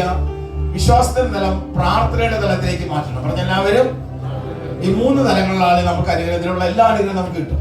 ആദ്യം ബോധ്യത്തിന്റെ തലം, അതുപോലെ ധ്യാനങ്ങളോ ഇവിടെയോ നാട്ടിലൊക്കെ പോയി ധ്യാനം കൂടെ അതിലൂടെയാണ് ബോധ്യമുണ്ട്. ആ ബോധ്യങ്ങളെ വിശ്വാസം നമ്മൾ തന്നെ ആർജിക്കണം. അതിനാണ് ചില ധ്യാനങ്ങളൊക്കെ ചില വിറ്റ്നസ് ഇങ്ങനെ ചില സാക്ഷികളൊക്കെ വെക്കുന്നില്ലേ? അത് ആ വിശ്വാസം കുറച്ച് ഉയർത്താൻ വേണ്ടിയിട്ടാണ്. അത് അതിനേക്കാൾ ഉപരി നമ്മുടെ ജീവിതത്തിലേക്ക് നോക്കിയാൽ മതി. ഞാനീ പറഞ്ഞ പോലെ നിങ്ങളുടെ ഓരോരുത്തരുടെ ജീവിതത്തിൽ ദൈവം ഇടപെട്ട 100 സംഭവം ഉണ്ടാവും. ആ എല്ലാ സംഭവങ്ങളും നമ്മൾ അയവിറക്കുമ്പോൾ അത് വിശ്വാസത്തിലേക്ക് വളർത്തും. വിശ്വാസത്തിന് തന്നെ നമ്മുടെ ആത്മാർത്ഥമായ പ്രാർത്ഥന, അതായത് വെറും പ്രാർത്ഥന കാര്യമില്ല. 145 സങ്കീർത്തനം 18 വാക്യത്തിൽ കർത്താവ് പഠിപ്പിച്ചില്ലേ? തന്നെ വിളിച്ചപേക്ഷിക്കുന്നവർക്ക് ഹൃദയ പരമാർത്ഥത്തോടെ, അതാണ് അണ്ടർലൈൻ ചെയ്യണം. ഹൃദയ പരമാർത്ഥ കർത്താവ് തന്റെ ഭക്തരുടെ ആഗ്രഹം അവിടുന്ന്. അപ്പൊ എല്ലാ ആഗ്രഹം നടത്തി തരാന്ന് പറഞ്ഞിട്ടില്ല. അതുകൊണ്ടാണ് റോമ 10:12 പഠിക്കുന്നത്, യഹൂദനെന്നോ ഗ്രീക്കാരനോ വ്യത്യാസമില്ല, തന്നെ വിളിച്ചപേക്ഷിക്കുന്ന എല്ലാവരുടെ മേലും തന്റെ സമ്പത്ത് കർത്താവ്. എല്ലാവിടത്തിലും കർത്താവിന്റെ സമ്പത്താണല്ലോ. അത് ഇനി എങ്ങനെ വിളിച്ചപേക്ഷിക്കേണ്ടത് അത് കർത്താവ് പറഞ്ഞിട്ടുണ്ട്. 27 സങ്കീർത്തനം 7 വാക്യത്തിലെ കർത്താവ് പറയുന്നത് ഇങ്ങനെയാണ്, എല്ലാവരും പറഞ്ഞ കർത്താവേ, ഞാൻ ഉച്ചത്തിൽ വിളിച്ചപേക്ഷിക്കുമ്പോൾ അവിടുന്ന് കേൾക്കണമേ, കാരുണ്യപൂർവ്വം എനിക്ക് ഉത്തരമല്ലണമേ. എങ്ങനെ വിളിച്ചപേക്ഷിക്കുമ്പോഴാണ്? അതുകൊണ്ടാണ് ജോയൽ 2:13 അവിടെ പറയാ, കർത്താവിനെ നാമം വിളിച്ചപേക്ഷിക്കുന്ന ഏവനും രക്ഷ പ്രാപിക്കുന്നു. കർത്താവിനെ നാമം വിളിച്ചപേക്ഷിക്കുന്ന ഏവനും. നമുക്ക് കരങ്ങളെടുത്തൊരു മിനിറ്റ് ശ്രദ്ധിച്ച് വിടുതൽ പ്രാർത്ഥനയ്ക്ക് പോകാം. ഹല്ലേലൂയ, ഹല്ലേലൂയ, ഹല്ലേലൂയ. യേശുവേ ആരാധന കർത്താവേ. ഈ സമൂഹത്തെ സമർപ്പിച്ച് ആരാധിക്കുന്ന കർത്താവേ, കരങ്ങൾ ഉയരട്ടെ. കർത്താവിനെ നാമം വിളിച്ചപേക്ഷിക്കുന്ന ഏവരും രക്ഷ പ്രാപിക്കുന്നുവല്ലോ. കർത്താവ് തന്നെ വിളിച്ചപേക്ഷിക്കുന്ന എല്ലാവരുടെ മേലും തന്റെ സമ്പത്ത് വർഷിക്കുന്നു. യോയലിന്റെ പുസ്തകത്തിന്റെ 2-ാം അധ്യായം 2-ാം വാക്യം ഇവിടെ പ്രാവർത്തികമാണ് കർത്താവേ. Hallelujah, hallelujah, hallelujah. തന്നെ വിളിച്ചപേക്ഷിക്കുന്നവർക്ക് ഹൃദയ പരമാർത്ഥം കർത്താവ് സമീപസ്ഥനാണ്. തന്റെ ഭക്തരുടെ ആഗ്രഹം സഫലമാക്കുന്നു. ഹല്ലേലൂയ, ഹല്ലേലൂയ, ഹല്ലേലൂയ. യേശുവേ ആരാധന. നമുക്ക് വിടുതൽ പ്രാർത്ഥന ആരംഭിക്കാം. വിടുതൽ പ്രാർത്ഥനയാണ് കേട്ടോ. ദൈവമക്കളാണെന്ന അധികാരത്തിലാണ് ഈ പ്രാർത്ഥന ചെല്ലേണ്ടത്. യാചന പ്രാർത്ഥനയല്ല. എല്ലാവരും യേശുവിനെ നോക്കി ഉറക്കെ പ്രാർത്ഥിക്കും. കർത്താവായ യേശുവേ, അവിടുന്ന് ഏക ദൈവമാണെന്ന്, ഏക കർത്താവാണെന്ന്, ഏക രക്ഷകനാണെന്ന് എന്റെ ഉത്തമ ബോധ്യത്തോടെ പൂർണ്ണ മനസ്സോടെ ഞാൻ വിശ്വസിക്കുന്നു, ഏറ്റുപറയുന്നു. യേശു ക്രിസ്തുവേ, ഞാനോ എന്റെ മാതാപിതാക്കന്മാരോ എന്റെ പൂർവികരോ എന്റെ സഹോദരങ്ങളോ എന്റെ കുടുംബാംഗങ്ങളോ അങ്ങയുടെ തിരുമുമ്പിൽ വാക്കാലും പ്രവൃത്തികളാലും ചിന്തകളാലും അറിഞ്ഞും അറിയാതെയും തനക്ക് ദോഷങ്ങളാൽ ബലഹീനതകളാൽ സാഹചര്യങ്ങളുടെ സമ്മർദ്ദങ്ങളാൽ ചെയ്തു പോയ എല്ലാ പാപങ്ങളെ ഓർത്ത് ആത്മാർത്ഥമായി ഞാൻ മാപ്പ് ചോദിക്കുന്നു. എന്റെ കർത്താവേ, എന്റെ പാപങ്ങളാണല്ലോ അങ്ങേ കുരിശിൽ തറയ്ക്കുവാൻ ഇടയാക്കിയത്. എന്റെ കർത്താവേ, പാപം ചെയ്ത് ഞാൻ അങ്ങേ വേദനിപ്പിച്ച ഓരോ സന്ദർഭങ്ങളെ ഓർത്ത് ആത്മാർത്ഥമായി ഞാൻ മാപ്പ് ചോദിക്കുന്നു. എങ്കിലും കർത്താവേ, അങ്ങയുടെ തിരുരക്തം എല്ലാ പാപക്കരകളിൽ നിന്നും എന്നെ ശുദ്ധീകരിക്കുന്നുവല്ലോ. എന്റെ കർത്താവായ യേശു ക്രിസ്തുവിന്റെ തിരുരക്തം എല്ലാ പാപങ്ങളിൽ നിന്നും എന്നെ ശുദ്ധീകരിക്കുന്നു. എന്റെ കർത്താവേ, അങ്ങയുടെ തിരുരക്തത്താൽ എന്നെ കഴുകണമേ. എന്റെ കുടുംബാംഗങ്ങളെ, എന്റെ മക്കളെ, എന്റെ മരുമക്കളെ, എന്റെ പേരക്കുട്ടികളെ, എന്റെ ഭവനങ്ങളെ, എന്റെ വസ്തുക്കളെ, എന്റെ വാഹനങ്ങളെ, എന്റെ വാഹനങ്ങളെ, എന്റെ സ്ഥാപനങ്ങളെ, എന്റെ ഉപജീവന മാർഗങ്ങളെ, എന്റെ കർത്താവേ, തിരുരക്തത്താൽ അഭിഷേകം ചെയ്യണമേ. അവിടുത്തെ പുത്രനായ യേശുവിന്റെ രക്തം സകല പാപക്കരകളിൽ നിന്നും ശുദ്ധീകരിക്കുന്നു. യേശുവിന്റെ രക്തമേ അഭിഷേകമായി മാറണമേ. Hallelujah, hallelujah, hallelujah. തിരുകരങ്ങളുടെ സ്വർഗത്തിലേക്ക് ഉയർത്തി സ്വതന്ത്രമായി ശ്രദ്ധിക്കാം. ഹല്ലേലൂയ. കർത്താവേ, തിരുരക്തത്താൽ ഈ മക്കളെ കഴുകണ കർത്താവേ. എന്റെ ജീവിത പങ്കാളി, മക്കൾ, മരുമക്കൾ, പേരക്കുട്ടി, സഹോദരന്മാർ പതിനാറ് കാടി ഇന്ന് എല്ലാവരും സമർപ്പിച്ച് തിരുരക്ത യോഗ്യതയുടെ എല്ലാ ഭവനത്തിലെ തകർച്ചകൾ വിട്ടുപോട്ടെ കർത്താവേ. കടബാധകൾ വിട്ടുപോട്ടെ കർത്താവേ. പാപ സ്വഭാവങ്ങൾ വിട്ടുപോട്ടെ കർത്താവേ. കുടുംബ പ്രാർത്ഥനയില്ലായ്മ വിട്ടുപോട്ടെ കർത്താവേ. വിശ്വാസരാഹിത്യ വിട്ടുപോട്ടെ. ഈശ്വരയില്ലായ്മ വിട്ടുപോട്ടെ. ഭക്തിരാഹിത്യ വിട്ടുപോട്ടെ. Hallelujah, hallelujah, hallelujah, hallelujah, hallelujah, hallelujah, hallelujah. ഈശ്വര ആരാധന, ആരാധന, ആരാധന. സഹോദരങ്ങളോട് ചേർന്ന് പാട്ടിന്റെ വരിയുടെ അർത്ഥം മനസ്സിലാക്കി പാടി വിടുതൽ പ്രാപിക്കട്ടെ, പാടി വിടുതൽ പ്രാപിക്കട്ടെ. ഹല്ലേലൂയ.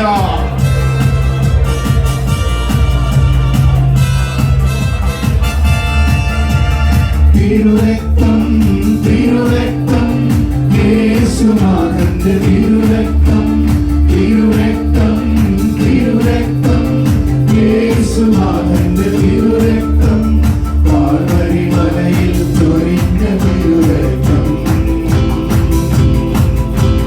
പാവാന്തകാരം നീക്കും തിരുരക്തം, കാൽവരി മലയിൽ ചൊരിഞ്ഞ തിരുരക്തം, പാവാന്തകാരം നീക്കും തിരുരക്തം. തുടർന്ന് നമ്മൾ തിരുരക്തം, യേശുനാഥന്റെ തിരുരക്തം, തിരുരക്തം, തിരുരക്തം, യേശുനാഥന്റെ തിരുരക്തം. തുടർന്ന് നമ്മൾ അനുഗ്രഹങ്ങളുടെ തടസ്സന്മാരാണ്, ശാപബന്ധനങ്ങൾ മാറാൻ പ്രാർത്ഥിക്കാൻ എല്ലാവരും പ്രാർത്ഥിക്കുന്നു.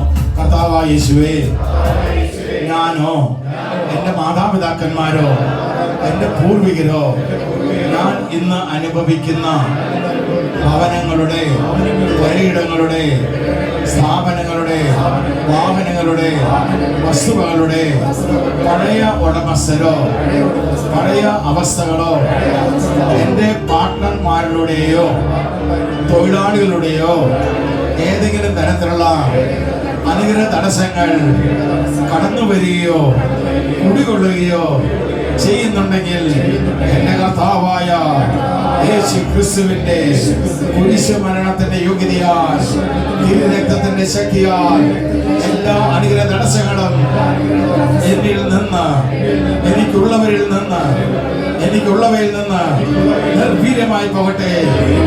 കർത്താവേ,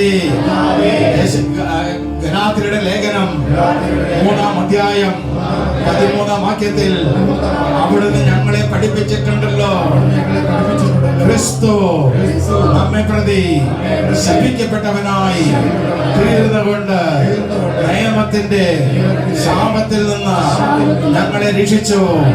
എന്തെന്നാൽ കുരിശിൽ തൂക്കപ്പെട്ടവൻ ശപിക്കപ്പെട്ടവനാണല്ലോ. അങ്ങയുടെ കുരിശ് മരണത്തിന്റെ യോഗ്യതയാൽ ഞങ്ങളുടെ ഭവനത്തിലുള്ള എല്ലാ അനുഗ്രഹ തടസ്സങ്ങളും നിർവീര്യമായി പോകട്ടെ. കാരണം പത്രോസിന്റെ 1-ാം ലേഖനം 1-ാം അധ്യായം 18-19 വാക്യം, നിങ്ങളുടെ പിതാക്കന്മാരിൽ നിന്ന് നിങ്ങൾ സ്വീകരിച്ച വ്യർത്ഥമായ ജീവിത രീതിയിൽ നിന്ന് നിങ്ങൾ വീണ്ടെടുക്കപ്പെട്ടത് നശ്വരമായ വെള്ളിയാലോ സ്വർണത്താലോ അല്ല, പിന്നെയോ കറയോ കളങ്കമില്ലാത്ത കുഞ്ഞാടിന്റേത് പോലെയുള്ള യേശു ക്രിസ്തുവിന്റെ അമൂല്യ രക്തത്താലത്രേ. ആ രക്തത്തിന്റെ ശക്തിയാൽ ഞങ്ങളിലുള്ള, ഞങ്ങളുടെ കുടുംബങ്ങളിലുള്ള, ഞങ്ങളുടെ സ്ഥാപനങ്ങളിലുള്ള എല്ലാ ഉപജീവന മാർഗങ്ങളിലുള്ള എല്ലാ അനുഗ്രഹ തടസ്സങ്ങളും പരാജയങ്ങളും ഞങ്ങളുടെ കർത്താവായ യേശു ക്രിസ്തുവിന്റെ കുരിശുമരണത്തിന്റെ യോഗ്യതയാൽ രക്തത്തിന്റെ ശക്തിയാൽ നിർവീര്യമായി പോകട്ടെ, നിർവീര്യമായി പോകട്ടെ, നിർവീര്യമായി പോകട്ടെ. കർത്താവേ, അവിടുന്ന് യെശയ്യായുടെ പ്രവചനം 61-ാം അധ്യായം 4-ാം വാക്യത്തിൽ വാഗ്ദാനം നൽകിയിട്ടുണ്ടല്ലോ. പണ്ട് നശിച്ച് പോയവ അവർ വീണ്ടും നിർമ്മിക്കും, പൂർവ്വ അവശിഷ്ടങ്ങൾ ഉദ്ധരിക്കും, നശിപ്പിക്കപ്പെട്ട നഗരങ്ങൾ പുനരുദ്ധരിക്കും, തലമുറകളായുണ്ടായ വിനാശങ്ങൾ അവർ പരിഹരിക്കും. ആ വചനത്തിന്റെ ശക്തിയാൽ ഞങ്ങളുടെ ഭവനത്തിലുള്ള എല്ലാ അനുഗ്രഹ തടസ്സങ്ങളും നിർവീര്യമായി പോകട്ടെ. എത്ര പണം കിട്ടിയാലും തികയാത്ത അവസ്ഥകൾ, വിട്ടുമാറാത്ത രോഗപീഠകൾ, കടബാധ്യതകൾ, വിവാഹ തടസ്സങ്ങൾ, ജോലി തടസ്സങ്ങൾ, കുടുംബ പ്രാർത്ഥന ഇല്ലായ്മ, വിശുദ്ധ കുമ്പസാരത്തോട് വിശുദ്ധ കുർബാനയോട് താല്പര്യമില്ലായ്മ, മാതാപിതാക്കന്മാരോട് സഭയുടെ ആത്മീയ ശ്രേഷ്ഠന്മാരോട് അനുസരണമില്ലായ്മ, വിധേയത്വമില്ലായ്മ ഞങ്ങളുടെ ഭവനങ്ങളിൽ നിന്ന് നിർവീര്യമായി പോകട്ടെ. കർത്താവേ, വെളിപാടിന്റെ പുസ്തകം 22-ാം അധ്യായം 3-ാം വാക്യത്തിൽ അവിടുന്ന് ഞങ്ങൾക്ക് വാഗ്ദാനം നൽകിയിട്ടുണ്ടല്ലോ. ഇനി മേൽ ശപിക്കപ്പെട്ടതായി ഒന്നുമുണ്ടായിരിക്കില്ല. ഈ തിരുവചനത്തിന്റെ ശക്തി ഞങ്ങളുടെ മേൽ, ഞങ്ങളുടെ മക്കളുടെ മേൽ, ഞങ്ങളുടെ സ്ഥാപനങ്ങളുടെ മേൽ, ഞങ്ങളുടെ ഭവനങ്ങളുടെ മേൽ, ഞങ്ങളുടെ പ്രാർത്ഥന ആവശ്യങ്ങളുടെ മേൽ അനുഗ്രഹമായി, വിടുതലായി, വിമോചനമായി വ്യാപരിക്കട്ടെ, വ്യാപരിക്കട്ടെ, വ്യാപരിക്കട്ടെ. ഈ കാര്യങ്ങൾ ഉയർത്തി ശ്രദ്ധിക്കാം. Hallelujah, hallelujah, hallelujah, hallelujah, hallelujah. ആരാധന, ആരാധന, ആരാധന, ആരാധന, ഹല്ലേലൂയ. കൈകളടിച്ച് ആവേശത്തോടെ, ആവേശത്തോടെ ഹല്ലേലൂയ, ഹല്ലേലൂയ, ഹല്ലേലൂയ. വിശ്വാസം നിറവില്, വിശ്വാസം നിറവില്. സാമ്പത്തിക മേഖല അനുഗ്രഹമാട്ടെ. കർത്താവിന്റെ അനുഗ്രഹം സമ്പന്നനാക്കി ചെയ്തവനെ, കർത്താവിന്റെ അനുഗ്രഹം ഒരുവനെ സമ്പന്നനാക്കി ആ വചനം ജീവിതത്തിൽ പ്രാവർത്തികമാണ്. കർത്താവേ,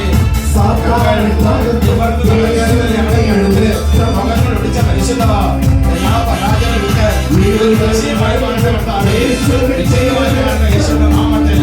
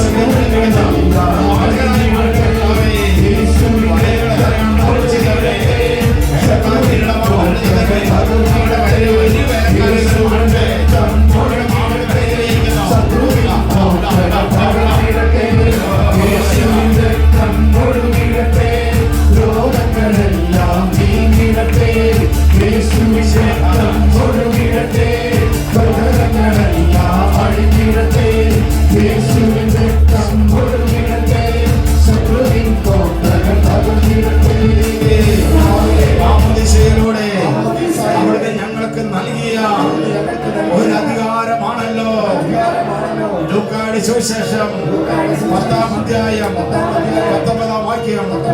ഇതാ പാമ്പുകളുടെയും കേടുകളുടെയും ശത്രുവിന്റെ സകല ശക്തിയുടെ മേൽ ചവിട്ടി നടക്കാൻ നിങ്ങൾക്ക് ഞാൻ അധികാരം തന്നിരിക്കുന്നു. ഒന്നും നിങ്ങളെ ഉപദ്രവിക്കില്ല.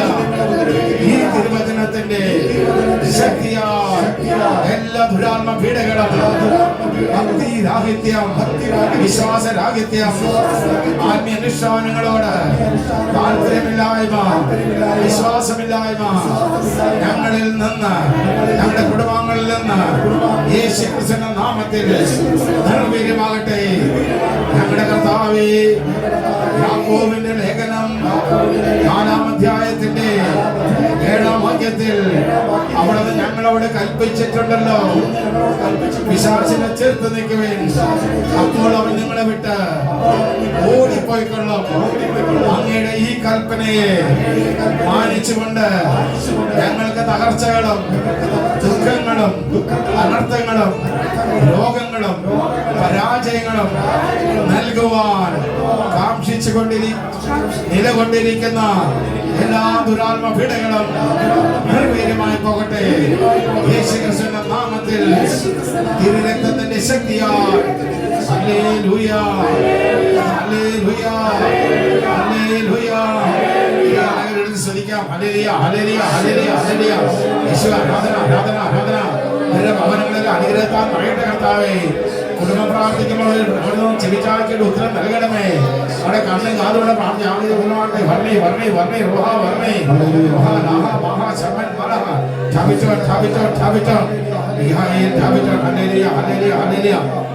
മേഖലയോടെ പ്രാർത്ഥിച്ച് നമുക്ക് കർത്താവായ യേശുവേ, ഞങ്ങൾ അറിയുന്നതും അറിയപ്പെടാത്തതും കാണുന്നതും കാണപ്പെടാത്തതുമായ എല്ലാ രോഗപീഠകളും യേശുക്രിസ്തുവിന്റെ നാമത്തിൽ നിർവീര്യമായി പോകട്ടെ. മത്തായിയുടെ സുവിശേഷം 8-ാം അധ്യായം 17-ാം വാക്യത്തിൽ ഞങ്ങളുടെ കർത്താവേ, അവിടുന്ന് ഞങ്ങൾക്ക് വാഗ്ദാനം നൽകിയിട്ടുണ്ടല്ലോ, അവൻ നമ്മുടെ ബലഹീനതകൾ ഏറ്റെടുക്കുകയും നമ്മുടെ രോഗങ്ങൾ സ്വന്തം ശരീരത്തിൽ വഹിക്കുകയും ചെയ്തു. ഈ വചനശക്തിയാൽ എല്ലാ രോഗപീഠകളും ഞങ്ങൾ അറിയുന്നതും അറിയപ്പെടാത്തതും കാണുന്നതും കാണപ്പെടാത്തതുമായ എല്ലാ രോഗപീഠകളും ഞങ്ങളിൽ നിന്ന്, ഞങ്ങളുടെ കുടുംബാംഗങ്ങളിൽ നിന്ന് നിർവീര്യമായി പോട്ടെ. എല്ലാ വേദനകളും മാറിപ്പോകട്ടെ. യെശയ്യായുടെ പ്രവചനം 53-ാം അധ്യായം 4-ാം വാക്യം. നമ്മുടെ വേദനകളാണല്ലോ യഥാർത്ഥത്തിൽ അവൻ വഹിച്ചത്. ആ തിരുവചനത്തിന്റെ യോഗ്യതയാൽ ഞങ്ങളുടെ കർത്താവ് ഞങ്ങളുടെ വേദനകൾ ഏറ്റെടുത്തതിന്റെ യോഗ്യതയാൽ ഞങ്ങളുടെ എല്ലാ ശാരീരികമായ, മാനസികമായ, ആന്തരികമായ എല്ലാ വേദനകളും രോഗങ്ങളും നിർവീര്യമാകട്ടെ, നിർവീര്യമാകട്ടെ. ഹല്ലേലൂയ, ഹല്ലേലൂയ, ഹല്ലേലൂയ, ഹല്ലേലൂയ. യേശുവേ, ആരാധന, ആരാധന, ആരാധന. സ്തുതിക്കുന്നു, ആരാധിക്കുന്നു, ആരാധിക്കുന്നു, ആരാധിക്കുന്നു. ഇവരെല്ലാവരും യേശുവിന്റെ നാമത്തിൽ ബന്ധിച്ച് നിർവീര്യമാക്കുന്നു. സംബന്ധമായ രോഗം വിട്ടുപോകട്ടെ, ചർമ്മസംബന്ധ രോഗം വിട്ടുപോകട്ടെ കർത്താവേ. യൂറിൻ ഇൻഫെക്ഷന്റെ രോഗം വിട്ടുപോകട്ടെ, നടുവേദന വിട്ടുപോകട്ടെ കർത്താവേ. രക്ഷിതാ കഴിയട്ടെ. Hallelujah, hallelujah, hallelujah.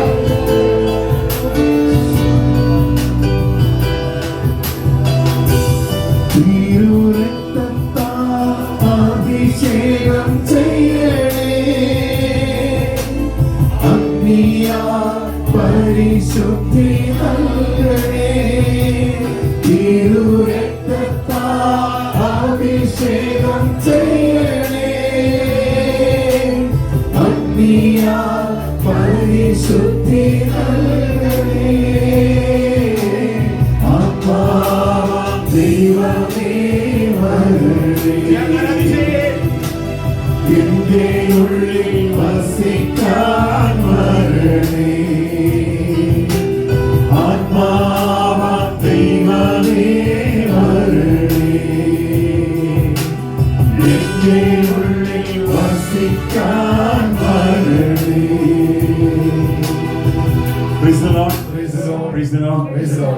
ഒത്തിരി മനോഹരമായിട്ടാണ് തിരുരക്തത്തിന്റെ ക്ലാസ് എന്ന് പറഞ്ഞെടുത്ത് കരങ്ങളെടുത്ത് നന്ദി പറയുന്നത്. നിങ്ങളുടെ കയ്യിൽ ഈ ലീഫ്ലെറ്റ് ഉണ്ടായിരിക്കും. അത് നിങ്ങൾ ഈ വരുന്ന 7 ദിവസം ഒരു ദിവസം 2 പ്രാവശ്യമെങ്കിലും വായിച്ച് അടുത്ത ആഴ്ച വരുമ്പോൾ ബ്രദറിന്റെ പരിശുദ്ധാത്മാവിനെ പറ്റിയാണ് ക്ലാസ്സുകൾ എടുക്കുന്നത്. ഒരുങ്ങി വരിക. ഞാൻ തുടങ്ങിയപ്പോൾ പറഞ്ഞു 4:45 നമ്മുടെ സമയം. 4:45 അവിടെ വരണം. ഹല്ലേലൂയ, ഹല്ലേലൂയ. ഇനി ഞാൻ എന്നെ കൊണ്ട് പറയിക്കാൻ ഇടവരുത്തരുത്. Praise the Lord. ഹല്ലേലൂയ, ഹല്ലേലൂയ. ഈശോ മിശിഹായ്ക്ക് സ്തുതിയായിരിക്കട്ടെ.